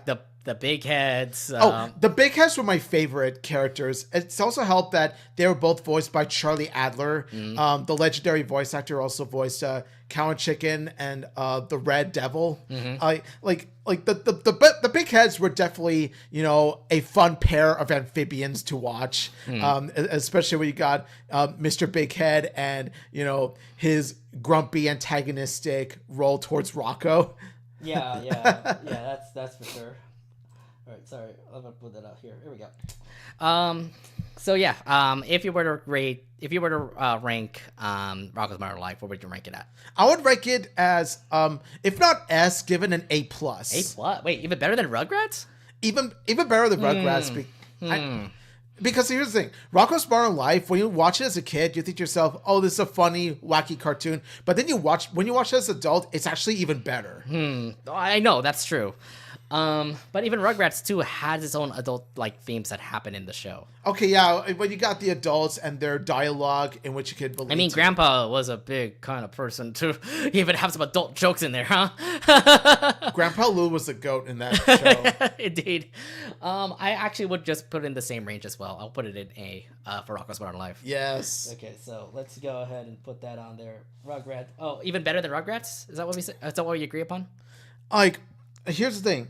When it comes to nostalgia, Rugrats has a much bigger impact on my childhood than Rocko's Modern Life did. But in terms of, show quality wise, Rocko's Modern Life, I'd have to say, even surpasses Rugrats. Okay, interesting. Well, yeah, I would say we'll be in the same spot here. Put Rocko's Modern Life there. That was a hoot! That was a hoot. God, Tom Kenny. All right, next up for us, we have Our Real Monsters. Our Real Monsters. Ickis, Oblina, and those monsters that love to scare humans and stuff. I know this used to be a Klasky Supo cartoon as well. Oh, it's very obvious it is. Like, think of it as Our Real Monsters was the OG Monsters, Inc. You know what? I never thought of it that way, actually. It was the OG Monsters, Inc. when you think about it. Interesting. Our Real Monsters, though? I mean, I don't think it hit me that well. Like, I know that the show was awesome back in, like, the 1995 time, but, like, it doesn't really entertain me as much compared to Rugrats. Oh, it doesn't entertain me as much compared to the rest that we've seen. Yeah, I wasn't really, like, a huge fan of Our Real Monsters, so I would actually put it as a D range in my case. What about you? Like, have you watched Our Real Monsters, or are you putting it in the ranking there as well? I haven't watched it nearly as much as some of the others. Our Real Monsters just didn't appeal to me as much as some of the other classic Nicktoons during the time. So you would put it where? I would say put it in C, I guess. Like, slightly below Ren and Stimpy. Slightly below Ren and Stimpy. So in this particular tier maker, I would actually put it in below Ren and Stimpy and C then in this case. Okay, yeah. So we'll C minus. Yeah, I'll put it in C minus in this case. So I'll do the same thing here. Our Real Monsters, Ren and Stimpy, little below Ren and Stimpy in this case. All right, next up, Hey Arnold. Football head, Helga, Gerald. Yes. You, on the other hand, I know you're a huge fan of this particular show. Yes. Now, Hey Arnold is definitely my favorite amongst the 90s Nicktoons. And because it has this down-to-earth slice of life, style of showmaking. And not only that, but there are some episodes that just hit you hard. Like, they go real deep. Like it delves deep into, like a child neglect, having a rough childhood, and also being made fun of as an outcast and how it impacts your life. And also some of the dark elements of real life, that reality hits you hard. Real life sucks. I do believe that Hey Arnold is definitely really an awesome show. It did help me grow up when I was a kid watching this show. Yeah. Being football head, going through it all. Even the Hey Arnold movie wasn't that bad to say. Well, the first Hey Arnold movie was simply a filler. I know. And then the Jungle movie came out. And that is the real Hey Arnold movie. Yeah, that's supposed to be the best movie out there. So I would say this. I think that we have our first S tier. So we have our first S cartoon. Yes. Okay, yes. We actually bringing Hey Arnold to the S tier here. Absolutely S tier. Put it right there. All right, so it's its first S. Hey Arnold is going to be our first S, by the way. So there we go. Where it belongs. All right, so yes, Hey Arnold, that's our first S tier cartoon. We're going to have more S tier cartoons. Just wait and see. We have a lot of cartoons to go through. Oh, I know one particular one that deserves. I know. We do have a lot more. So let's actually go quickly on these kind of things. All right. So Kablam. I don't know if you guys remember Kablam. It's the comic book show. It's a comic book show, but it did have particular shorts that were in that comedy series. Yeah. What are your thoughts on Kablam, and where do you think it should be ranked? Kablam was quite enjoyable. I wouldn't say it's one of the more stellar Nickelodeon shows, but it was definitely something that as a kid I find myself a worthwhile watch. So I'm gonna say B. You put it in B? Really? I wasn't gonna put it in C. To be fair, I can't really say better than Ren and Stimpy, so I would put that below Ren and Stimpy, if anything. Do you agree, or do you feel like it'd be better than Ren and Stimpy? I feel like it would be somewhere between Ren and Stimpy and Our Real Monsters. So you want it in between. Yeah. So you want it in between. Just okay. between. So just like us, we're putting Kablam right here. All right. Next up, the Angry Beavers. We got Norbert and Daggett, living in a dam and having these crazy adventures. Yeah, Angry Beavers was definitely it was fun to see these two beavers bicker with each other, but then again they are real brothers at the end of the day. They stick with each other through thick and thin, and then of course you see Norbert especially being his crazy self which Yeah, is I remembered watching Angry Beavers and I thought that was a great show, but then I kind of did fall off of the show like when second season hits. Like I don't know what made me not watch the show anymore. Like I didn't really finish it, to be fair. I didn't either, but from all the episodes I did see, I found it to be like a fun, worthwhile show. I think it might be like in the C range to me in this case. What do you think? I would say B. B. Okay, so do you think better than Doug in this case, or I think it's lower than Doug for sure. Slightly lower. Slightly. Okay, I'm gonna agree on this and actually put Angry Beavers on the B- range in this case. So we'll do that. Angry Beavers in right here. So we'll do that here. All right, next up, Cat Dog. Cat Dog. Yeah. I love the theme song. I love the shenanigans that happen in Cat Dog. Even that movie where they actually found their parents. Yeah. Was actually a pretty good one. That one grabbed me by the feels, yeah. That one grabbed me by the feels, and then like above a lot of other shenanigans happening in the show, and I have to say this was definitely a good show for Cat Dog. I definitely will say it's a like when I was a kid, I enjoyed so much of Cat Dog. It was one of my favorites. When I look back on it now, like while it is still a worthwhile show, there is just there's something about Cat Dog sometimes being mean spirited, but not in a good way. Like when you see, Cat Dog, they're always getting plumbered by like these. Like, the bullying dogs, yes. The bullying dogs. I'm thinking to myself, why aren't they in jail? I don't know. There are some things in there where it's like, again, it's Cat Dog. They can't really put them in jail forever. It's cartoon logic. It's cartoon logic. Let's just say. And plus, like I said before, like there's just some of the humor that just doesn't work for me. There's some times where it hits and sometimes where it misses. Okay, so I would say it's a classic for me. I would actually put it like in the B range, actually. B- to C+. Oh, okay, so you're kind of in that same area too. So is it better than Angry Beavers? So if we're gonna put it in B, where would it be located in your case? I would say lower than Angry Beavers. Lower than Angry Beavers. Interesting. Okay, I'm gonna agree with that. I'm gonna agree with that. I feel like Angry Beavers is a little bit better than Cat Dog. So there we go. All right, next up, Oh Yeah Cartoons. Now, Oh Yeah Cartoons is a freaking like series of cartoons that just get populated. Remember, Oh Yeah Cartoons did have ideas of, for example, Adventure Time, Fairly Odd Parents, and a bunch of other cartoons that were going to be out in the future for other like projects. So it's pretty much like a project little area there. I would say it was cool to actually have it, but in my case, I would put it in C. But your thoughts on the Oh Yeah Cartoons? Oh Yeah Cartoons. I do appreciate it for being Now, what I do appreciate about Oh Yeah Cartoons was that it was, the first place for these cartoons to be put in before it got successful to where they are. Like it was the first one to kind of like raise these cartoons. Yeah, it's supposed to be like the first pilots before they have their own series. Think of Oh Yeah Cartoons as a parent who raised their kids to be successful adults. Oh Yeah Cartoons is that parent. It's supposed to be Cartoon Network. It's supposed to compete with Cartoon Network's What a Cartoon. Yeah, and while I do appreciate what it did, the impact that it actually had a bigger significant impact than people give it credit for. I definitely would say I put it in the C+ category because yeah. So you said if it's in the C range, where would you place it at then? C+.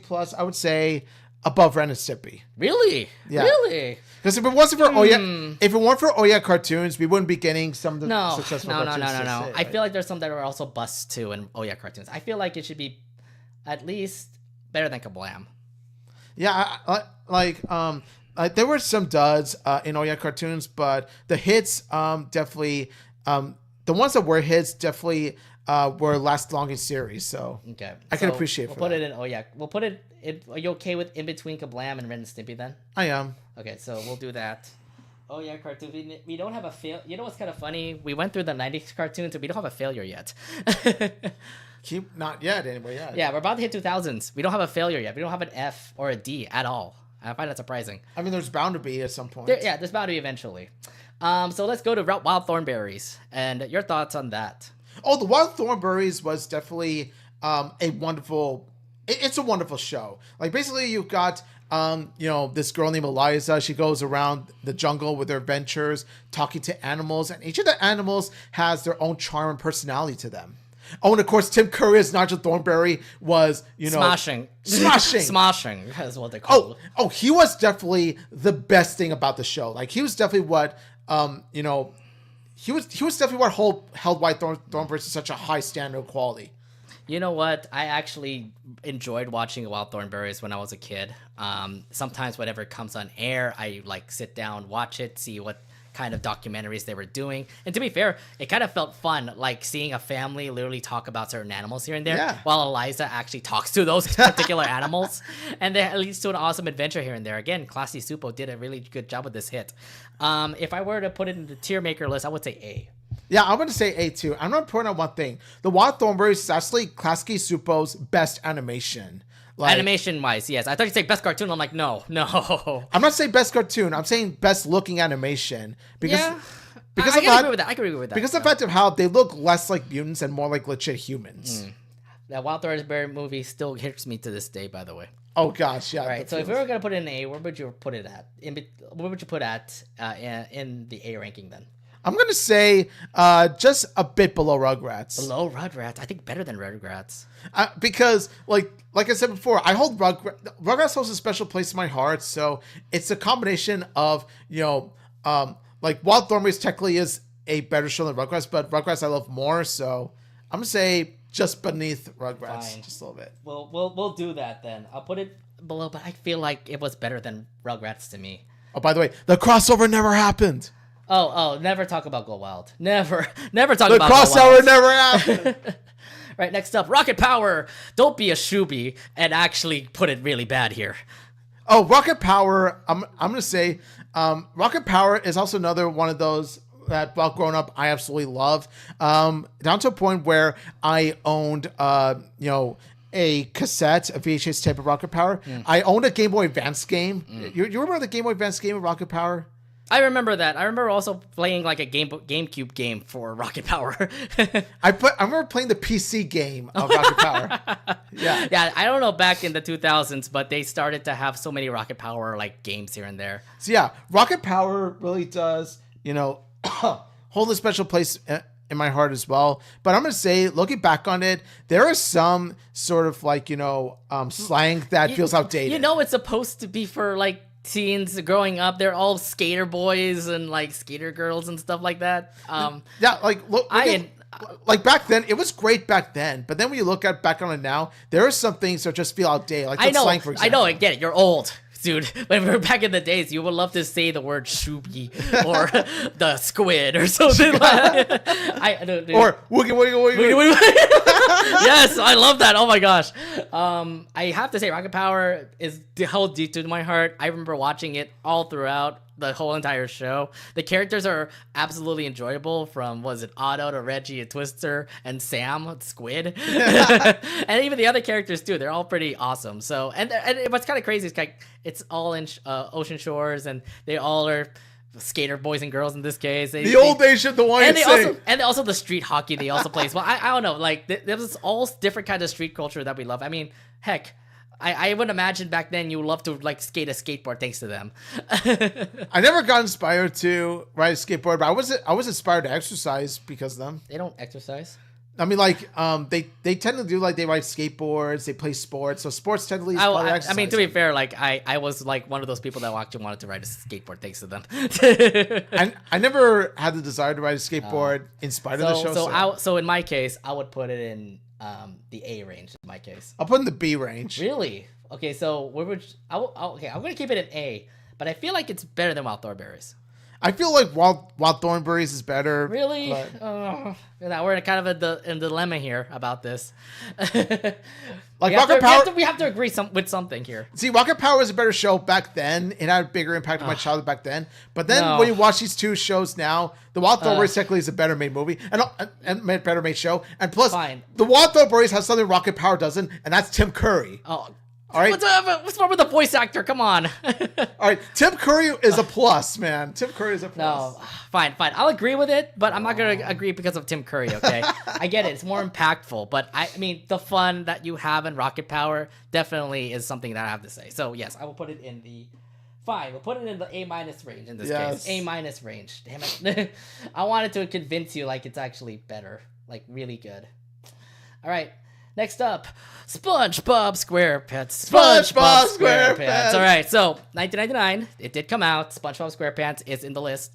Okay, Besides all the hate that we have for this show, I have to say it does deserve a lot of praise. It does deserve a lot of its glory for what it is right now in Nickelodeon. Oh, I was a massive. I think SpongeBob SquarePants was the #1 staple of my childhood, because I would always binge SpongeBob whenever I had free time. I would play the video games. I watched the movie. I mean, Nate, you grew up with SpongeBob too. I mean, I grew up with SpongeBob, and now look at us now as we're older. They're now becoming memes and stuff. So yeah. Now we look back at all the SpongeBob episodes, and we're like, oh my god, that's a meme, that's a meme, that's a meme, and like, oh my god, I didn't realize all of our old episodes became memes. Yep. Yeah, that and and then what was it? How many times do I tell you this lesson, old man? And also, okay, there's a lot. There's a lot of memes. We get it. But okay, so I have to say this. Even though with all the hate, I will have to put in S tier. I have to put in the S tier. I'm not gonna say I'll put in S tier. What? Myself. No, Loot. It's legendary though. 25 years of SpongeBob. I have to give its props. Like, it deserves the S tier. Even though it's a poster child of SpongeBob, there is a part of me that says A tier because I do acknowledge that it is Nickelodeon's. It's Nickelodeon's biggest cartoon. I acknowledge it had an impact. No. I acknowledge its glory. Okay. I acknowledge the good stuff. I was gonna say #1 currently in the S tier, like better than Hey Arnold in my case. Better than Hey Arnold? Yes, absolutely not. What? No. Dude, I get it. Like, current SpongeBob sucks, but look back at the old SpongeBob days. Like, that's the reason why I'm kind of keeping it up there at the S tier right now. See, if we were talking about just old SpongeBob, then yes, S tier all the way. But if we're talking about all of SpongeBob all together, I have to put an A. Okay, fine. If we put it in A, we got to put it over Rocko's Modern Life, okay? Do I have to? Yeah, I look, I mean, it's a legendary show. It deserves all the praise right now. I mean, even the voice actors are also pretty awesome too. Because I'm sorry, I just don't like the way that SpongeBob is currently being saturated. I get it, but you have to blame the new writers right now on it. But the old writers back then, they made stuff that was really legendary for all of us, all the memes that we know. Fine. So I have to put it like in a really high grade here. Fine, but Nickelodeon, there's more to your studio than just SpongeBob. Okay, so we're agreeing it A+, in this case, over Rocko's Modern Life. Not A-. No, what? No. I'm gonna keep it over Rocko's Modern Life. All right, fine. He's agreeing with it, by the way. So we're gonna put SpongeBob. I'm reluctantly agreeing with it. Rocko's Modern Life. I'm reluctant to agree. See, the thing is, I have a love-to-hate relationship with SpongeBob. Come on. I have a love-to-hate relationship. I love it as an S tier. I mean, come on. You just have to realize the impact that it did for Nickelodeon. It had an impact on my childhood. I'll give it that, but it just isn't the same as it used to be. Look, all right, so for those that are SpongeBob fans, you're gonna hate on him because I said S. This guy said A. Okay. Yeah, I was even like, are you sure you don't want to put an A-? I'm putting it out there. Hey, I'm giving you some chances to say, why don't you make it legendary? But you put it there, A+, a A+ according to our tier maker right now. All right, next up, As Told by Ginger. I will have to say it is an amazing show. It is an amazing show, especially when you were growing up as a teenager, watching her stories here and there. I didn't realize that they actually are more impactful when you watch As Told by Ginger. Yeah, As Told by Ginger, As Told by Ginger, they really do have this nice slice of life, episodes that make you relate to Ginger, especially as a teenager yourself. Like, it has this down-to-earth vibe that I just adore about As Told by Ginger. And that's what makes me want to put it in the A tier, actually. Because I remember watching, like, every episode of As Told by Ginger, and I love the character of Ginger. What was it? Courtney and Miranda, so many other characters. I forgot their names, by the way. I'm so sorry. Dodie. Oh, I forgot her. Shoot. Dodie was a bad friend, by the way. Dodie was one of the worst friends. But I just remember that one episode where Dodie was like going to backstab everybody because of the whole lice thing that was going on. Yeah, it's just. Look, they've become best friends afterwards. Okay. I'm saying like Ginger should have dropped her ass like. Ginger has been so relatable. That's why I'm keeping an A tier. But where would you put As Told by Ginger? I would put As Told by Ginger in the A category. I'm gonna say this right now. Okay. Courtney is such a breath of fresh air in terms of, rich characters, because Courtney actually ended up not being a rival to Ginger, but she actually ended up being sort of friendly to Ginger. She had an interest in her. So if you were going to put it in A tier, where would you locate it at?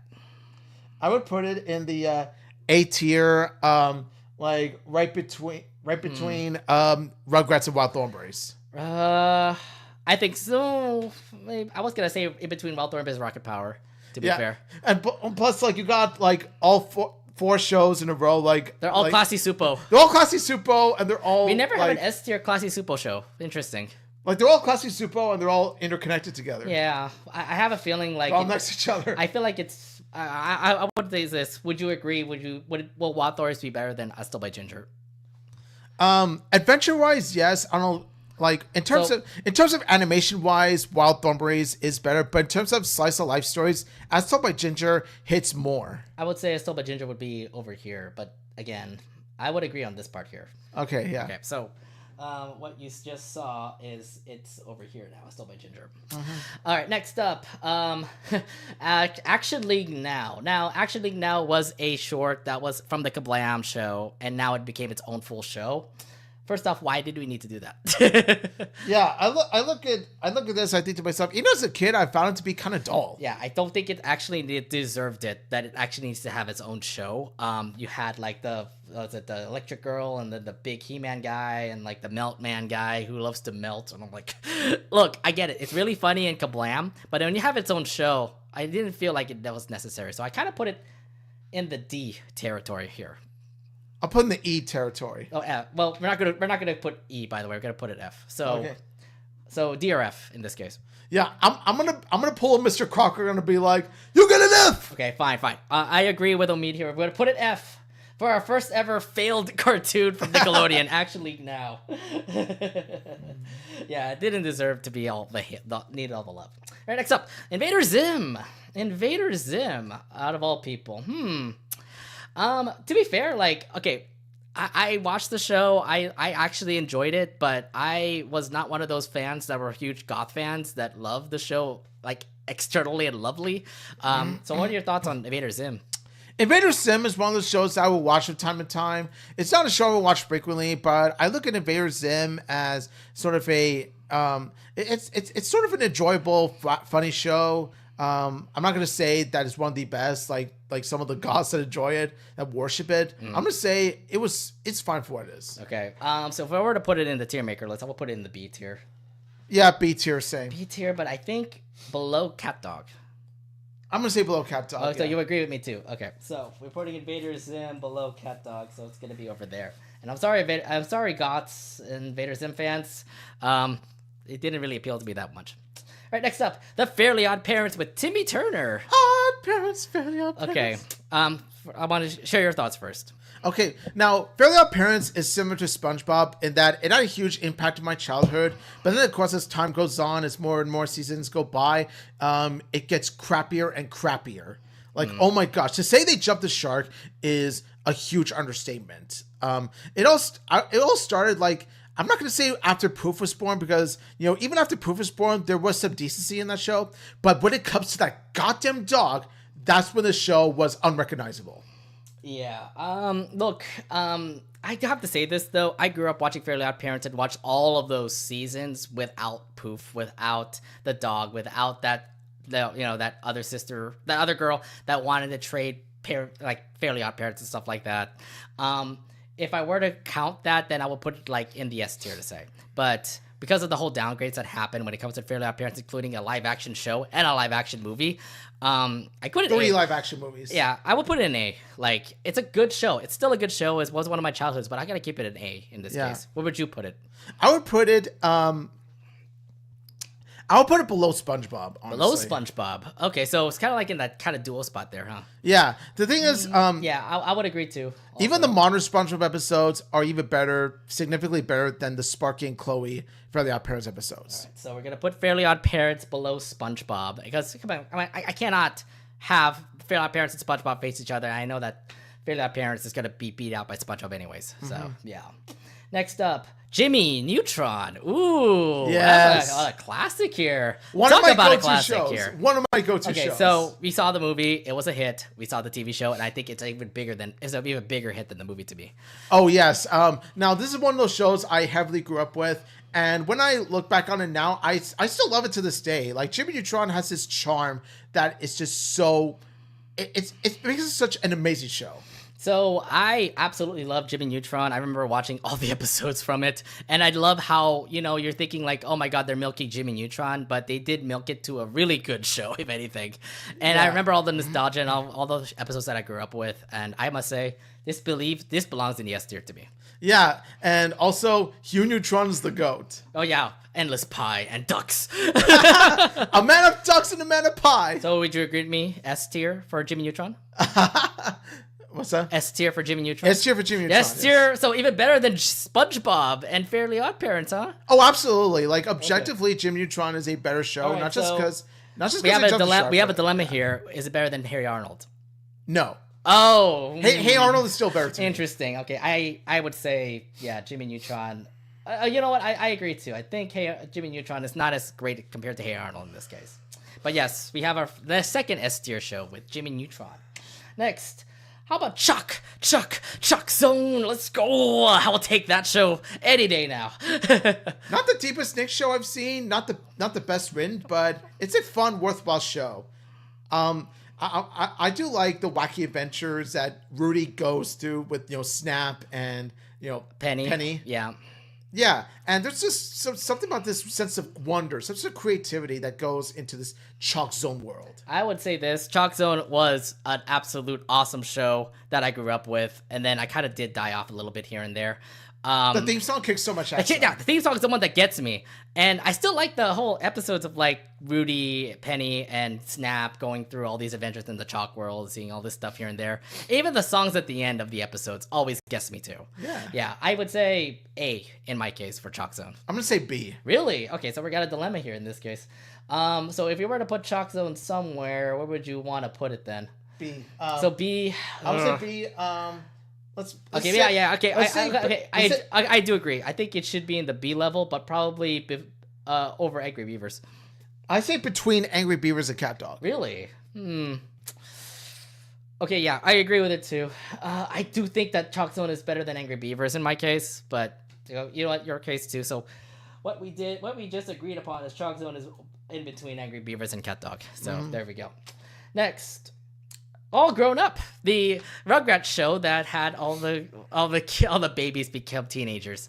I actually mentioned earlier that I think All Grown Up is okay. It's decent. I'm not going to say it was such a great follow-up to the original Rugrats, but I'm not going to say it was complete crap either. There were some nice, decent episodes here and there, but then there were some episodes I'm just like, eh. So I would say this first season was good. I actually liked first season, but second season got a little bit interesting, especially when you saw Tommy and Kimmy.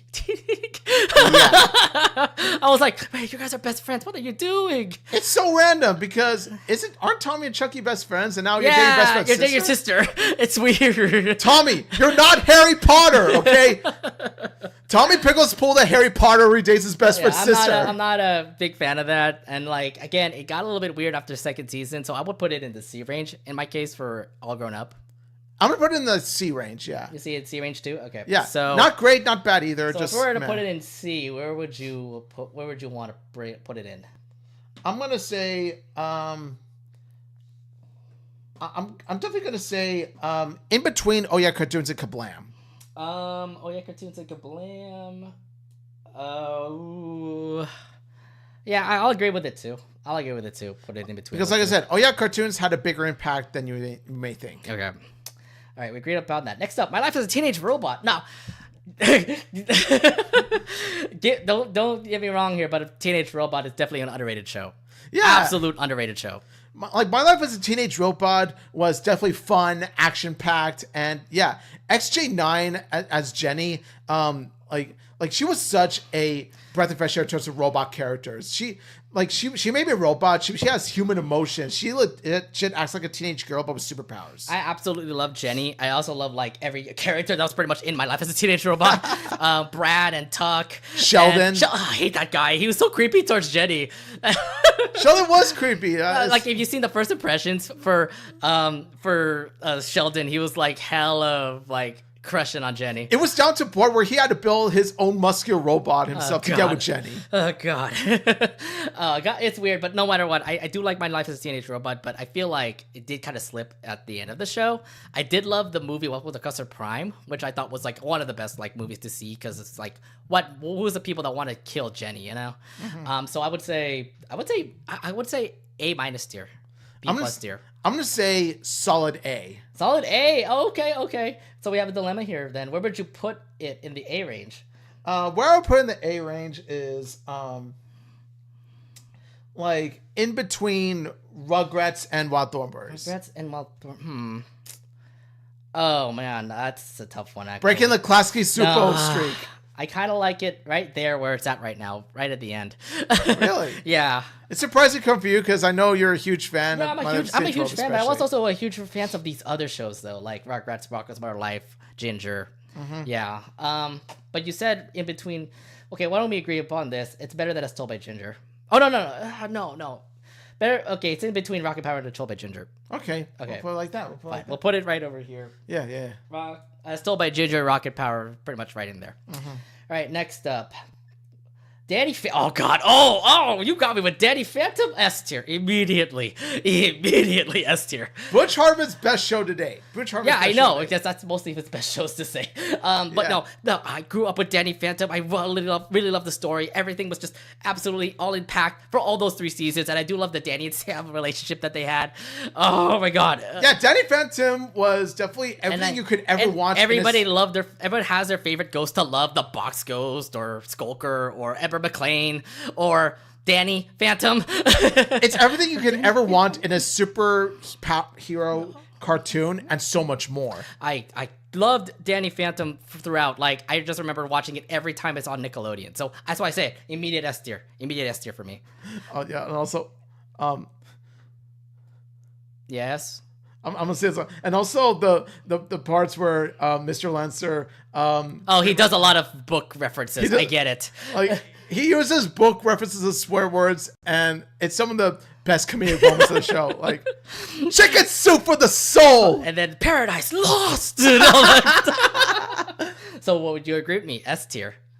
I definitely would say S minus to A plus. No. S. Top S tier. Even better than Jimmy Neutron Hey Arnold right now. Oh, not better than Jimmy Neutron Hey Arnold. No, I'd say it's better than Jimmy Neutron for sure. Oh my God. But not better than Hey Arnold. You see the story of Danny Phantom? Not better than Hey Arnold. You would love. Oh my. No. I say better than Jimmy Neutron in my case. Okay, I mean we can agree on that, but just not better than Hey Arnold. No. It's better than Hey Arnold in my case. No, but like Hey Arnold has this like slice of life vibe to it, where it basically tells you reality sucks, but then there's hope on the other side. I don't care. Danny Phantom still was an impactful story. Everything on that show was just so good. I say top S tier, but do we want to agree? Yes, here. Whatever. No. I'll let you have this one. Fine. No. We'll keep it middle, but if all the Danny Phantom fans can get on his case, please. I mean, like, you've been ranking based on my purposes. I'm just like, I'll let you have this one and just go ahead and S rank it. Fine. We'll keep it like this for now. Danny Phantom does deserve the S tier, if anything. Yeah. I don't know if it's better than Hey Arnold, though. That's what I think.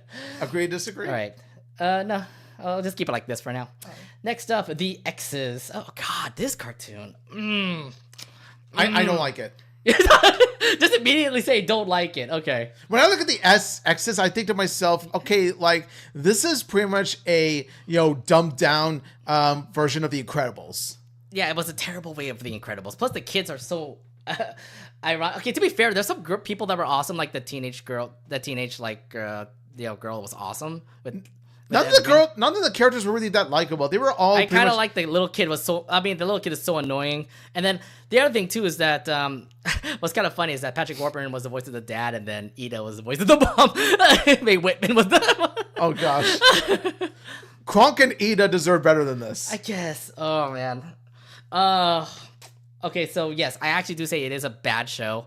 I wasn't a fan of it from its first season, so they were all stereotypical versions. I would put a D- in this case. They were all stereotypical. Like you got the stereotypical Brad, the stereotypical teenage girl, the stereotypical dumb dad.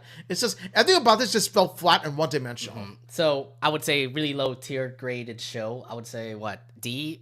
D minus. Okay, so we agree on D, if anything. So, our first ever D grade on a TV show. That's the X's.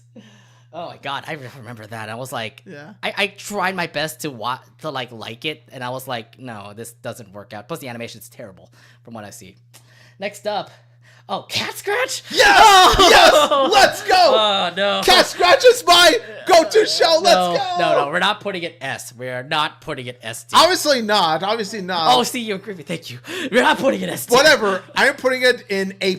No. C. I adore Cat Scratch so much. I do not like Cat Scratch. How do you not like Cat I don't Scratch? find it funny. These cats were like weird. The stories weren't that great. Of the episodes weren't that funny. I don't like Cat Scratch. I make it different. Cat Scratch is definitely hilarious to me. So whenever we do, this reminds me of like when we do Disney Channel shows, we're gonna put Dave the Barbarian. We're gonna be FA here. Yeah, no, I'm sorry, but like Cat Scratch is super underrated. No, Like okay. it's a show that deserved better treatment. No, it sucked. I don't like it. It's not my favorite cartoon. If anything, the highest thing I can go is C when it comes to that cartoon.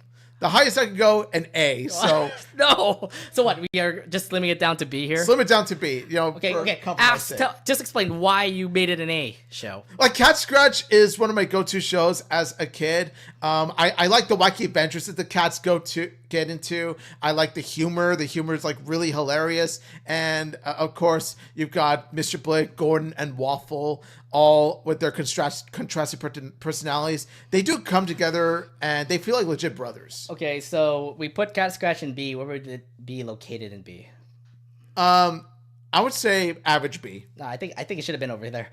Just keep it right below Vader Zim. See, if it were up to me, it'd be a B plus. But to make it fair, I'll make it an average B. Fine. We'll put it like here, like it there. Even higher than Cat Dog. What? Even higher than Chalk No. Song. We'll keep it low. We'll keep it like this. I already wait your favorites already. It's not my turn to just put it there. Okay. All right, fine. I mean, I'm taking a hard hit with the fact that it's a A show, and I'm like, no, it can't be an A show. It's a freaking C or a D show, if anything. I didn't like Cat Scratch. It's not that great. No, it's not. It's not Waffle or whatever that Scottish person is. The Scottish cat is Gordon. Gordon. Okay, that's his name. Right, next up. Well, I think we have an S tier already. Avatar: Yes! Last Airbender. Okay.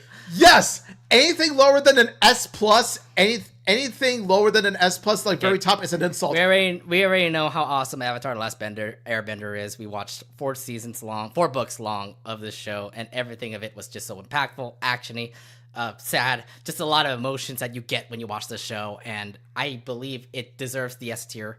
Yes. In this one. Yes, masterpiece. Avatar: Last Airbender, masterpiece. Not only is it the best Nick show, it's one of my favorite shows of all time. So yes. This means over Hey Arnold, right? Over Hey Arnold. Yes, okay, thank you. Oh, we finally have a show over Hey Avatar: Arnold. Last Airbender above everything else. Avatar: Last Airbender above everything else. We have to put it definitely in the S tier, at least over everything else. Thank goodness. All right, there we go. Peak Nickelodeon. This Avatar: Last Airbender is peak Nickelodeon. Indeed. So yes, Avatar: Last Airbender, put it in S. Absolutely amazing show. All right, next. LT. Oh, LT Grey. Ooh, that's a good show. LT Grey, I didn't grow up with it much, but well, if you watch the Book of Life movie, the same art style came from LT Grey. So I get it's very telling. It's very telling. So I put LT Grey B in this case because I mean I love the art style. I do love like the funny wackiness that happens when it comes to LT Grey and hero-ness that happens to it, but it doesn't like impact me too much where it actually was a stellar cartoon. So at the highest I could go, it would be B. But where would you put LT Grey here? I'll put LT Grey in the C category. C category? Okay, so we're kind of like in that CB range in this case. Where exactly would you put it? C. Like, where in C, though? I would say above Aubrey Monsters. Or No. Or above Oh Yeah?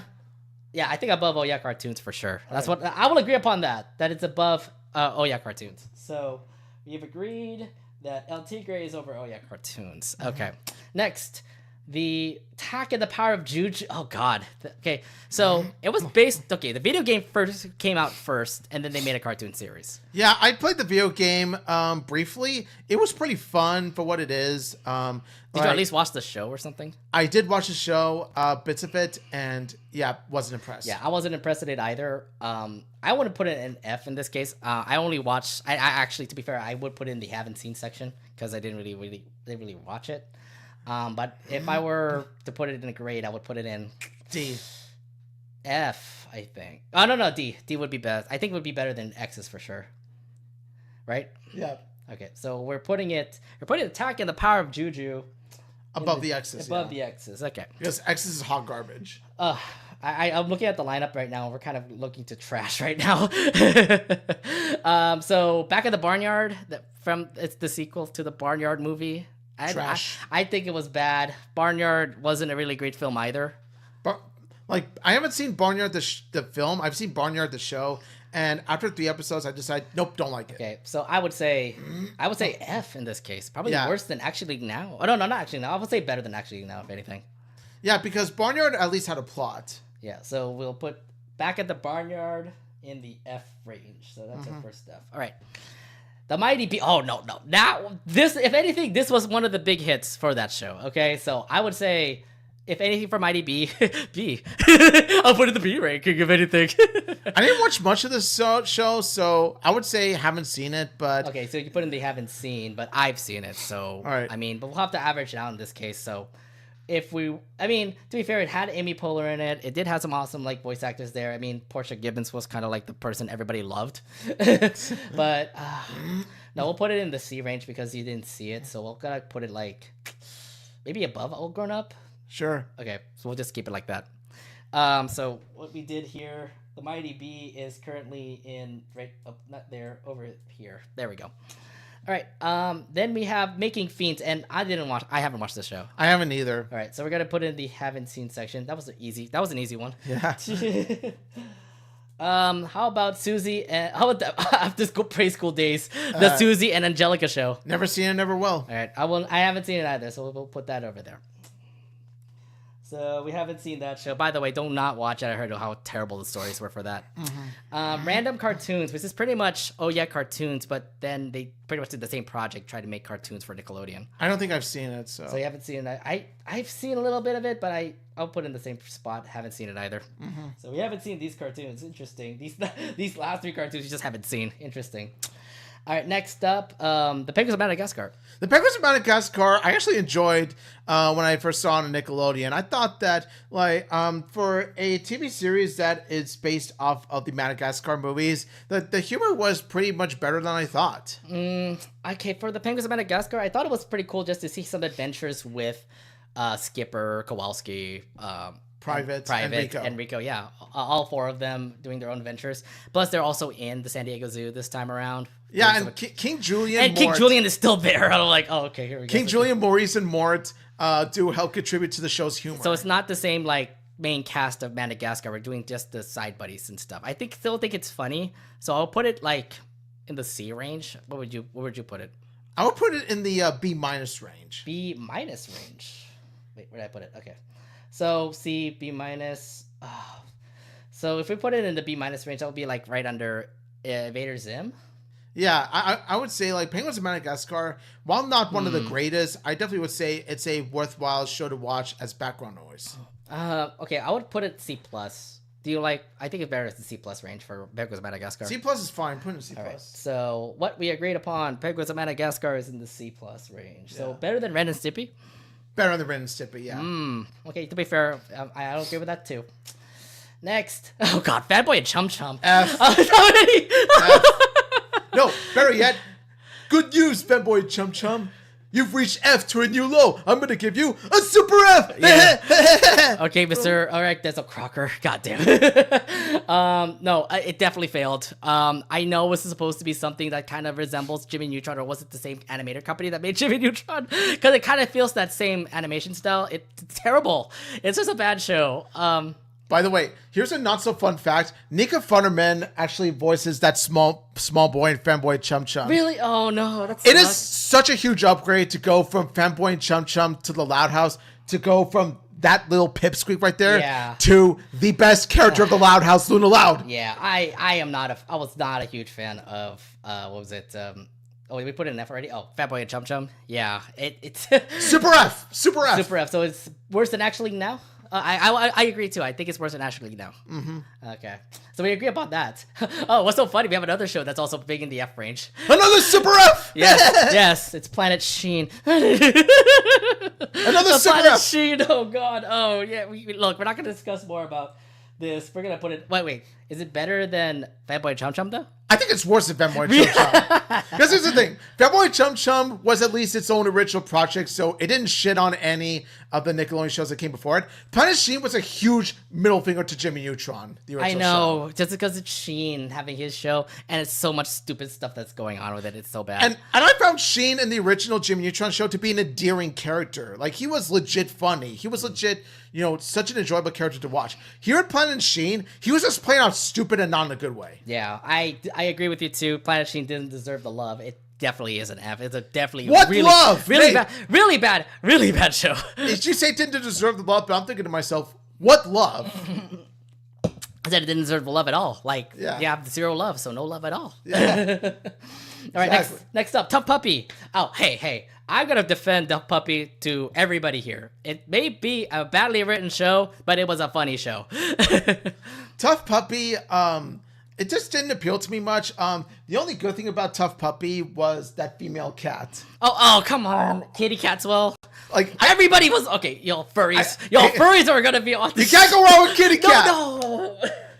Don't make me all disgust. She's a good girl. She's a good girl. No, y'all gonna be disgust. No, don't make me disgust. Don't give me all the thoughts of the disgusting things that people have been doing with Kitty Cats. Well, I like her as a freaking spy agent. Okay.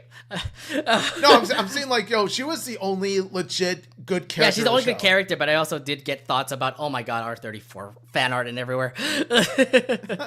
Don't look that up, by the way. No, I love everybody in the show. I think like Tough Puppy and that whole like cast is cool and all. But I do think it deserves to C because I feel like the writing definitely was bad. Yeah, so I would say C, but like, where would you put it in this range here? I would say C minus. C minus. So if not for Kitty Cat, it would have been a D. If not for Kitty Cat, it would have been. I would say over Kablam.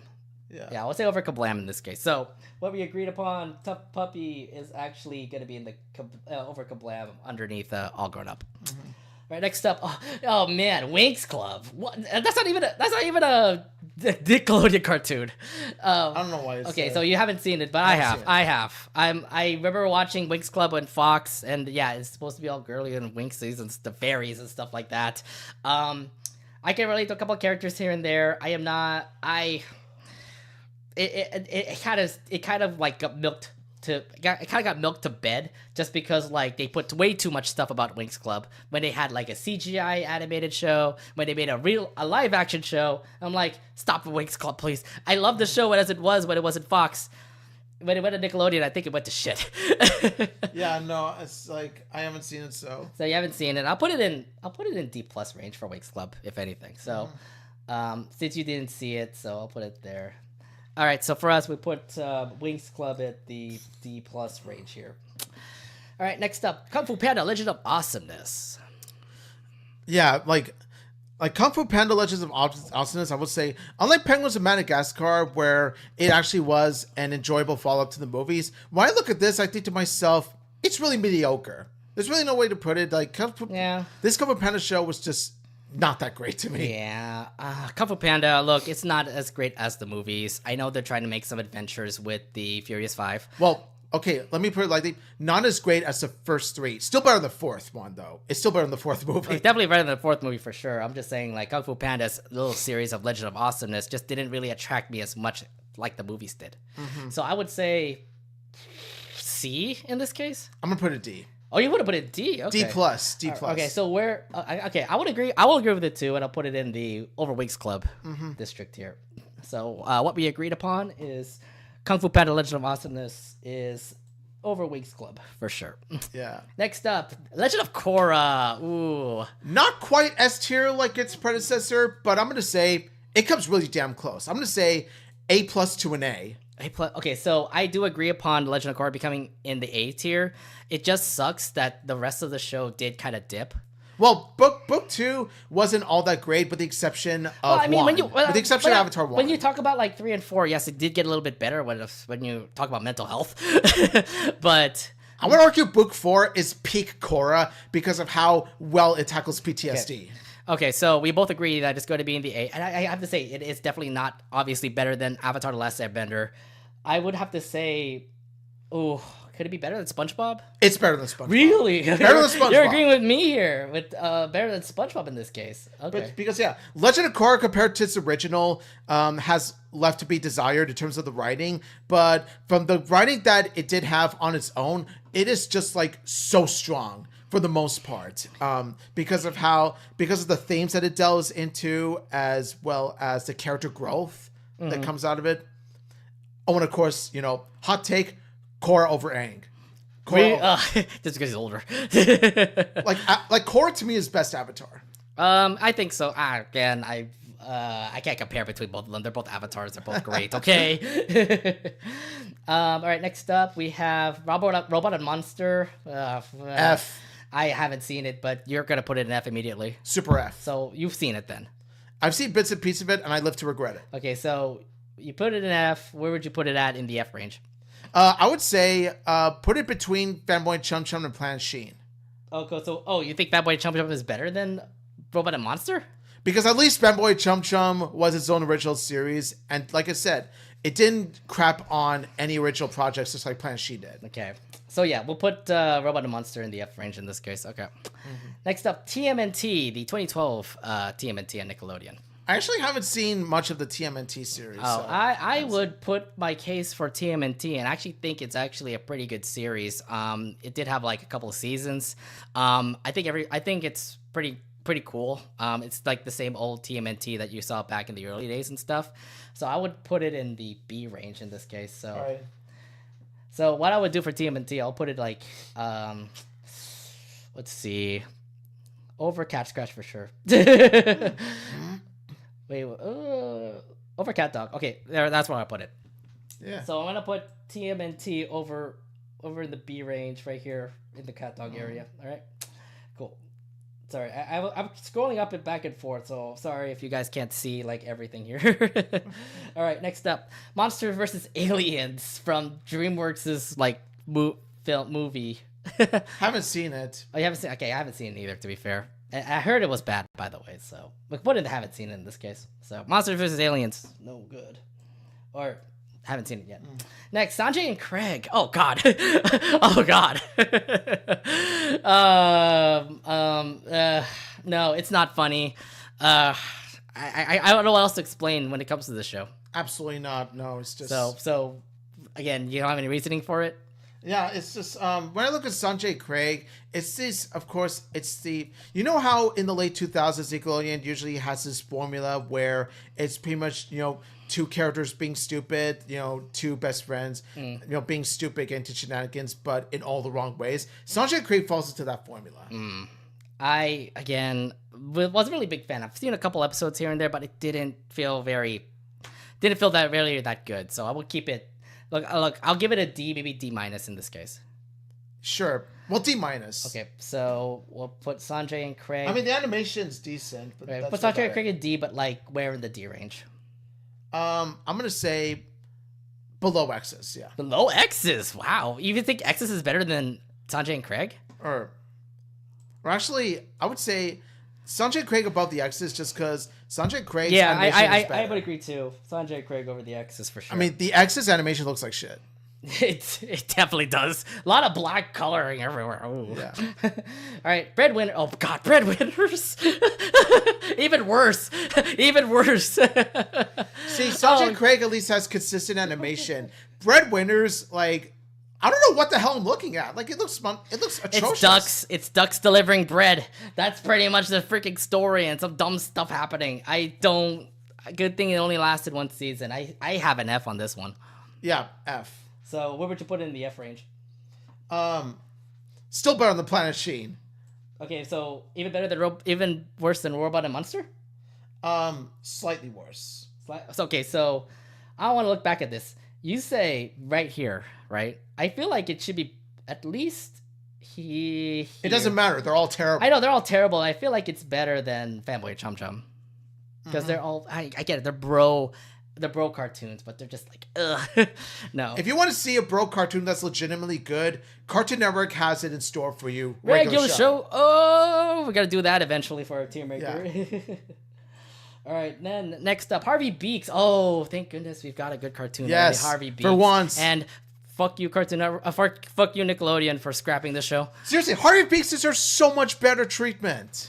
Indeed. Oh my god. So, Harvey Beaks, absolutely wholesome. I love the impactful story that came with this show. I mean, if anything, I put it in A tier in this case. And the animation is so beautiful, for one thing, especially when you have all these like natural settings. Yeah. So, and then again, like the characters are so relatable. I love everybody that was there.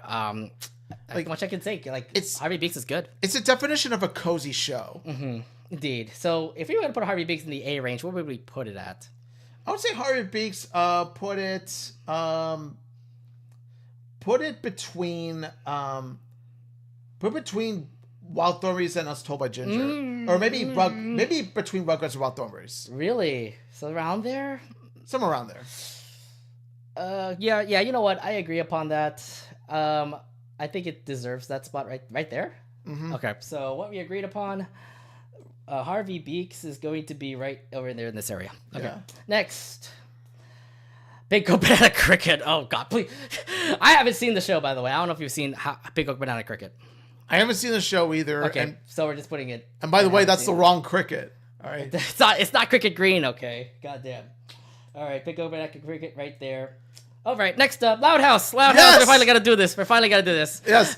What you see here, ladies and gentlemen, is the show that is the reason why we do what we do here. I mean, we do a podcast about Loud Casa Talks. Now we are obviously putting it in the S tier. Little obvious there.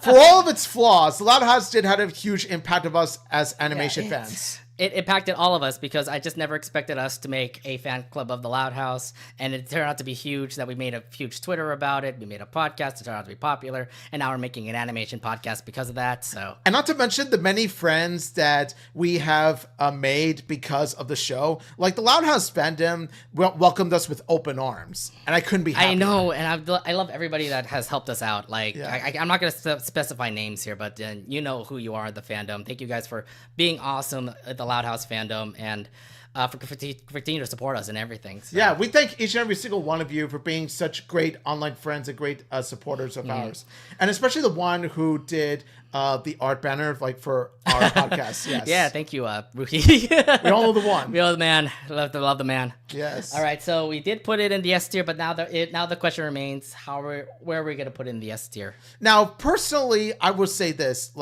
of course, Avatar still remains on the very top. Yeah. Obviously, I agree. I agree upon that too. I think Avatar beats out Loud House. Yeah. Now, in terms of quality-wise, I'm going to say, while Hey Arnold is technically the better show compared to Loud House, the Loud House there's some of the Loud House that just holds a special place in my heart for all the reasons I just stated. So I'm just saying, it is definitely better than Jimmy Neutron and Danny Phantom. We're kind of completely asphyxiated between either Hey Arnold or Loud House being 2 and 3 right now. I'm going to say the Loud House because it's one of my favorite shows, period. One of my top 10. It's my go-to show. Yeah, it's my go-to show as well. And every episode ever since it came out for season 8 has been great so far. So I don't know what's going on Nickelodeon, but please release those episodes quickly.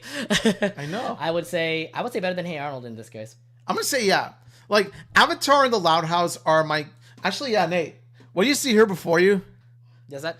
What you see here is my top 3 favorite in order. Really? Okay. My number 1 Avatar, my number 2 Loud House, number 3 Hey Arnold. Okay, interesting. That's my personal ranking. Right I'm gonna see later when we put Casa Grandes on soon. So yeah. And I also do have another cartoon that's gonna be coming up with the list, and I think it's gonna be bigger in the S tier.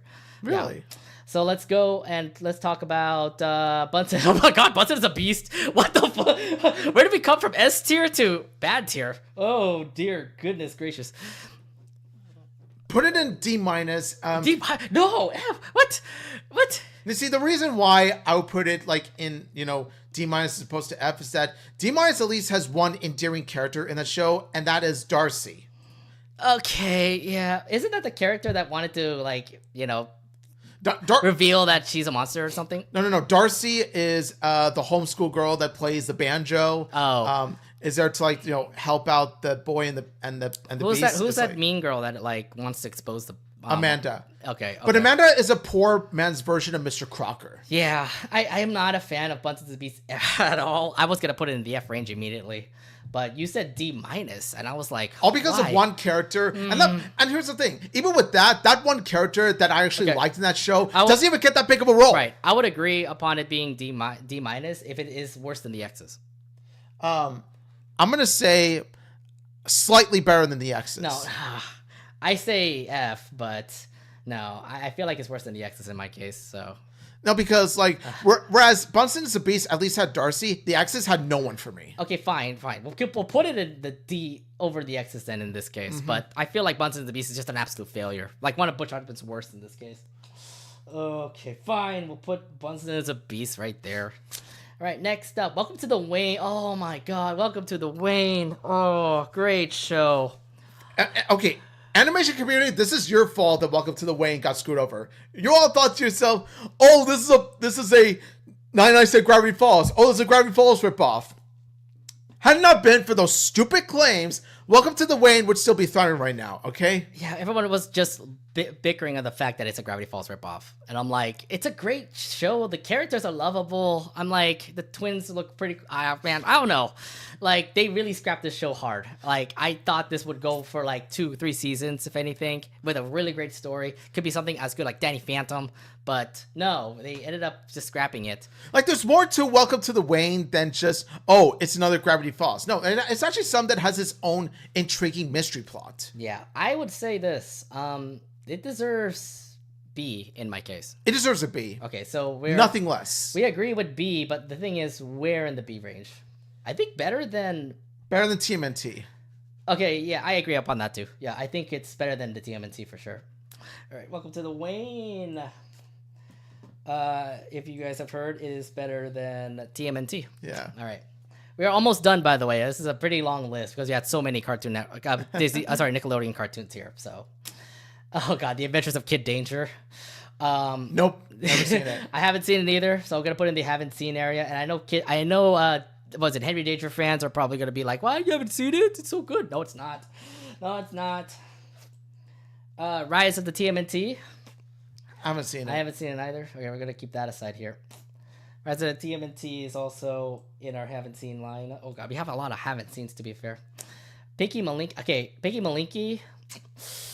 Haven't seen it. I would say don't remember because I actually haven't remembered it. I know it's supposed to be a Netflix only series, but I'll put it in the don't remember area. Moguls, I don't remember. So we'll put that in don't remember either. Yeah. Middle moguls. Okay. Middle school moguls don't remember. All right. Casa Grande. Yes, let's go. Okay. I was gonna immediately go put it to S tier, but then other things also come up when it comes to the Casa Grande. It's not as heavy driven like plot line when it comes to the Loud House, because like I feel like the Loud House is better than the Casa Grandes. But Casa Grandes is still a really good show. Think of it like this. Think of the Loud House as the main game. Casa Grandes is the DLC. Like, the Casa Grandes is a nice addition to the Loud House universe. I do like the Casa Grandes being a good addition. We did have like amazing characters from the Casa Grandes and the Casa Grande Familia, but you also do have other characters like Sid Chang and Adelaide Chang and so many side characters that I found to be very lovable with. Yes. I do think that Loud House is better, but I can't really put it S tier, maybe like A+ tier in this case. I would say A+ tier. So you would agree with me too, A+, eh?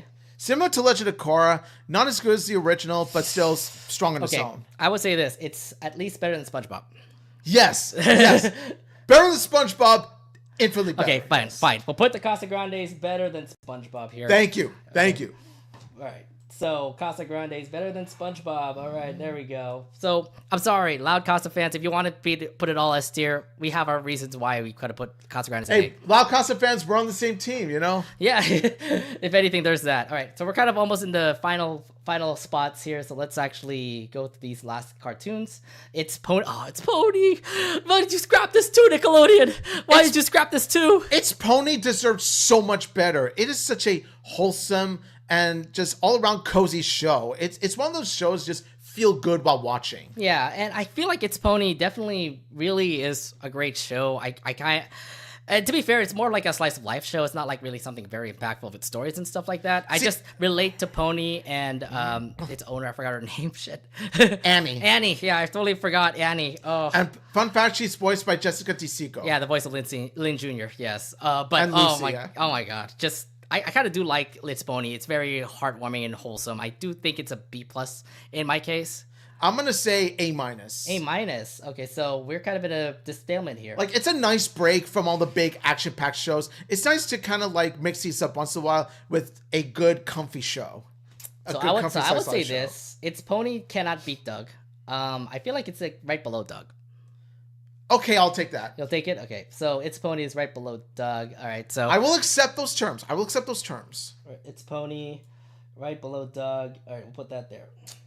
I think you forgot about this cartoon, but it's Glitch Tex. Hello! Glitch Tex! Do you not forget about this amazing show called Glitch Tex that was on Netflix that got scrapped too? Apparently Netflix forgot about it, but we didn't. No, we didn't. I still love Glitch Tex. It was a greatly animated show. I know it was during COVID times, but I remember watching the show and I really wanted to cosplay 5 so much. Miko is like amazing of a awesome character she is. Like, this is a show that I adore, not just as an animation fan, but also as a gamer. Like, if you're gaming... Oh, yeah. It definitely reflects the gaming community for sure. Like, if you're a gamer like us, you will appreciate this show. They even had, like, references like Donkey Kong. Like, they even referenced the old 1980s arcade game of Donkey Kong. I know. And I do love the video game reference here and there. And again, the characters are all lovable. I feel like this is S-tier anime. I mean, this is an S-tier cartoon. This is an S-tier cartoon. S-tier. Right. S-tier. So we are agreeing to ourselves that Glitch Tex is an S, but where in the S tier are we putting it at? I'm gonna say it's right where it belongs. Oh, I feel like it might be better than Jimmy Neutron to me. Because Jimmy Neutron had a bigger impact on my childhood. It was a bigger show, technically. So, but there's a gamer inside me that's like, yes, put it above Jimmy Neutron. Okay. Like, the gamer inside me is saying it. Fine. We'll put Glitch Tex right where it's at then. All right, Glitch Tex. Right in the S tier, right at the end of the S tier, if anything. Yeah. Okay. These next cartoons are probably going to be like going fairly fast on, by the way. Camp Coral. Gosh. F. F. Where in the F range? Still better than Planet Sheen. It would be like, yeah. Okay, but like, I think it will be better than. I think it should be better than Back at the Barnyard to me. Yeah, you think so? I think so. It's better than Back at the Barnyard. Back at the Barnyard was kind of scrappy. Well, I mean, because here's the thing. Back at the Barnyard at least didn't break canon like Camp Coral did. Okay. Then where would you want to put it then? If it's like... I mean, below Back at the Barnyard, but that's it. Below Back at the Barnyard. Okay, I'll agree upon that too. Yeah. Okay, I'll agree upon that. So we're going to put Camp Coral Back at the Barnyard right there. So that's your F range there. How about the Rugrats CGI cartoon? I look at the Rugrats CGI cartoon, I think it's not the same. It just isn't. Yeah, it doesn't feel the same way too. I'm not a fan of the new Rugrats. Yeah. I did see a couple episodes, but I'm not a fan, so I'll put it in D range if anything. Yeah, even All Grown Up, which I found to be very mediocre, was better than this. Okay, so we did put it in the D range. Where would you want to put it in the D range? I'm gonna say like below Kung Fu Panda Legends of Awesomeness. Okay, yeah, I agree upon that too. I would also say that as well. So Rugrats will be right over there, Kung Fu Panda. Next up, the Patrick Star Show.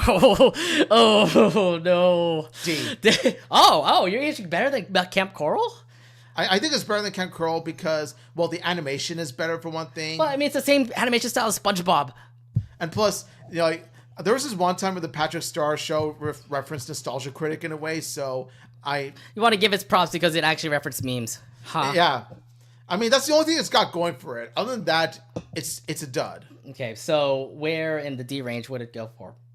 I'm going to say... Probably like below Rugrats in this case. Below Rugrats. Okay. Yeah, I would say so too. It probably is below Rugrats. I'll give its props to the Patrick Star Show.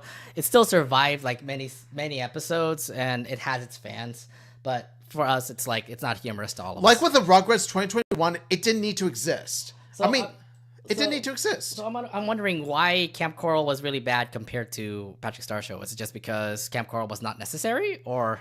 Oh, Camp Coral, not only was it not necessary, but when you look at this, it's pretty much follows the typical, characters turning into babies or toddlers. Yeah, and at the same time, that also does, like, debunk every, like, season, like, early season thing that happened in SpongeBob. My God, the way they incorporated Sandy to Camp Coral still pisses me off to this day. I mean, it happened in the third movie, too, Sponge on the Run, so... Yeah, Camp Coral was incorporated into Sponge on the Run in one of the flashbacks, but that's about it. Middlemost post. I actually put in haven't seen. Haven't seen it either. I wish I had, but I know middlemost post here and there, but I haven't seen it. Star Wars. Oh, sorry, Star Trek Prodigy. Haven't seen it. Haven't seen it. All right, so we haven't seen it either. How about Big Nate? I would put it in a C. Okay, so you've seen a couple episodes then. I've seen some episodes. I think to myself, it's pretty okay. Like, I'm not gonna say it's all that great. And I still feel Max and Midnights is gonna be better than Big Nate. But I still feel like, it's not a bad show either. It's so average. Where would Big Nate go to in this lineup then for C? I'm gonna say that it goes between All Grown Up and Tough Puppy. Oh, in between the okay, yeah, you know what? I'll agree upon that. I haven't really seen Big Nate, so I'm gonna leave it to you to make that tier list there. Next up, Monster High. Haven't seen it. I haven't seen it either. Sorry, the animated show is not as great as compared to the live action show, live action movie. Transformers: Earthspark. Haven't seen it. Yeah, I haven't seen it either. I mean, I've seen one particular Transformers project. This is not it. Yeah, I'm gonna put in the haven't seen it either. So what we did here, we put Big Nate.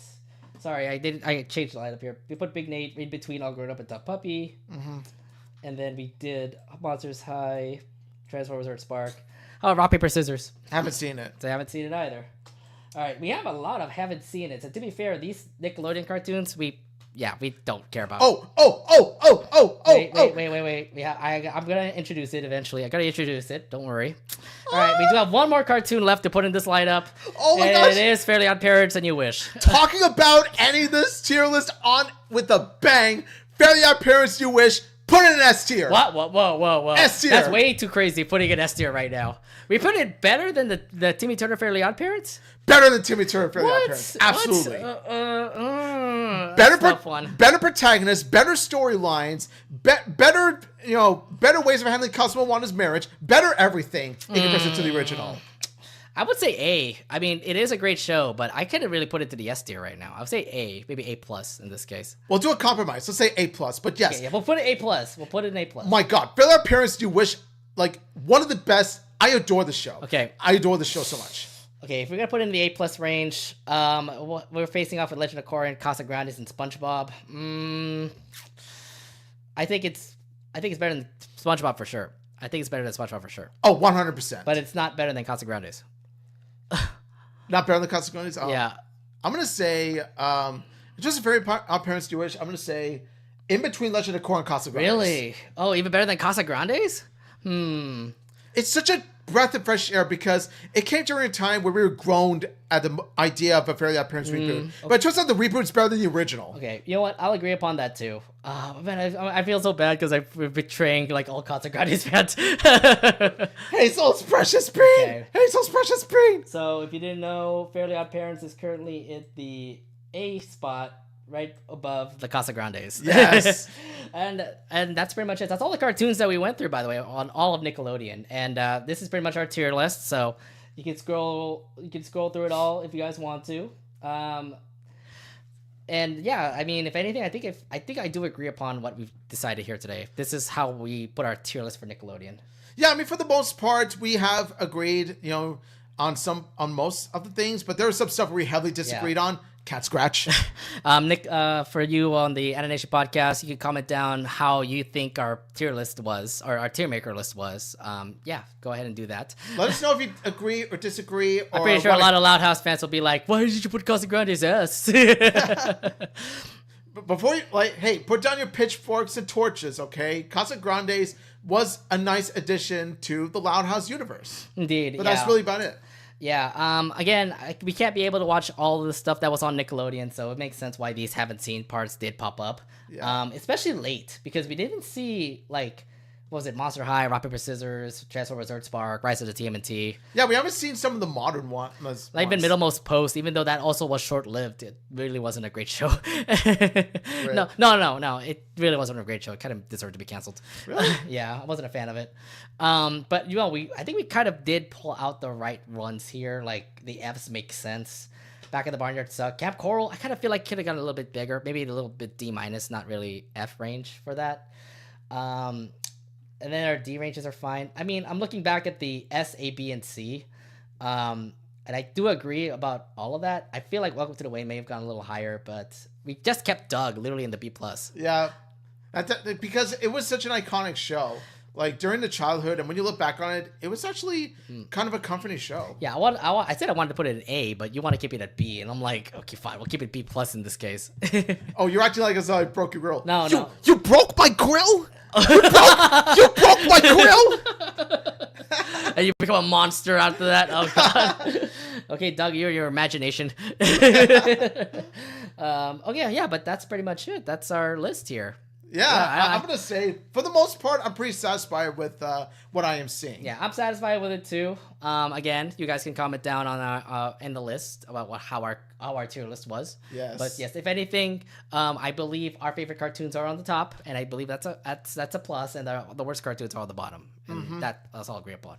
Yeah, not only that, but we also compromise in a way where it's like when one like thinks highly of one cartoon, and then the other thinks slowly of it, we put in the middle. I like the compromise. Yeah, I feel like we got to do these more often. I know there's some other ones that come up, like Loud House character list, and I'm like, oh no, we're going to put that, are we?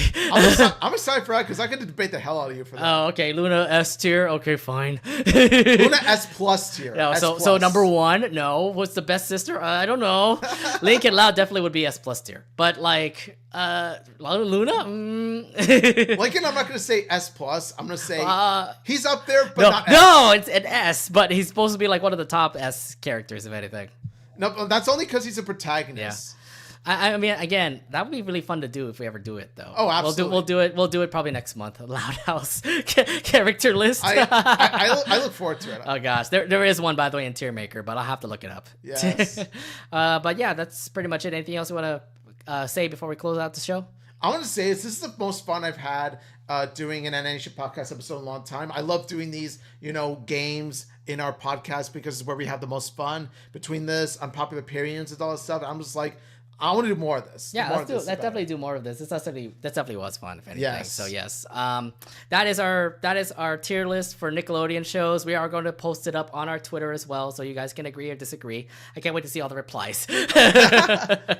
But until then, that's pretty much it for our Anination podcast episode. We'll be back next week for another new episode. But until then, that's all for us here. Have a nice day, y'all. Happy Leif Erikson Day. Oh, God. I didn't know that was a legit thing, Leif Erikson Day. God damn it. All right, bye, guys. We'll see you guys in the next one. Laters. Where is it? Stream ends soon. There we go. All right. I put the music back on. Oh, wait.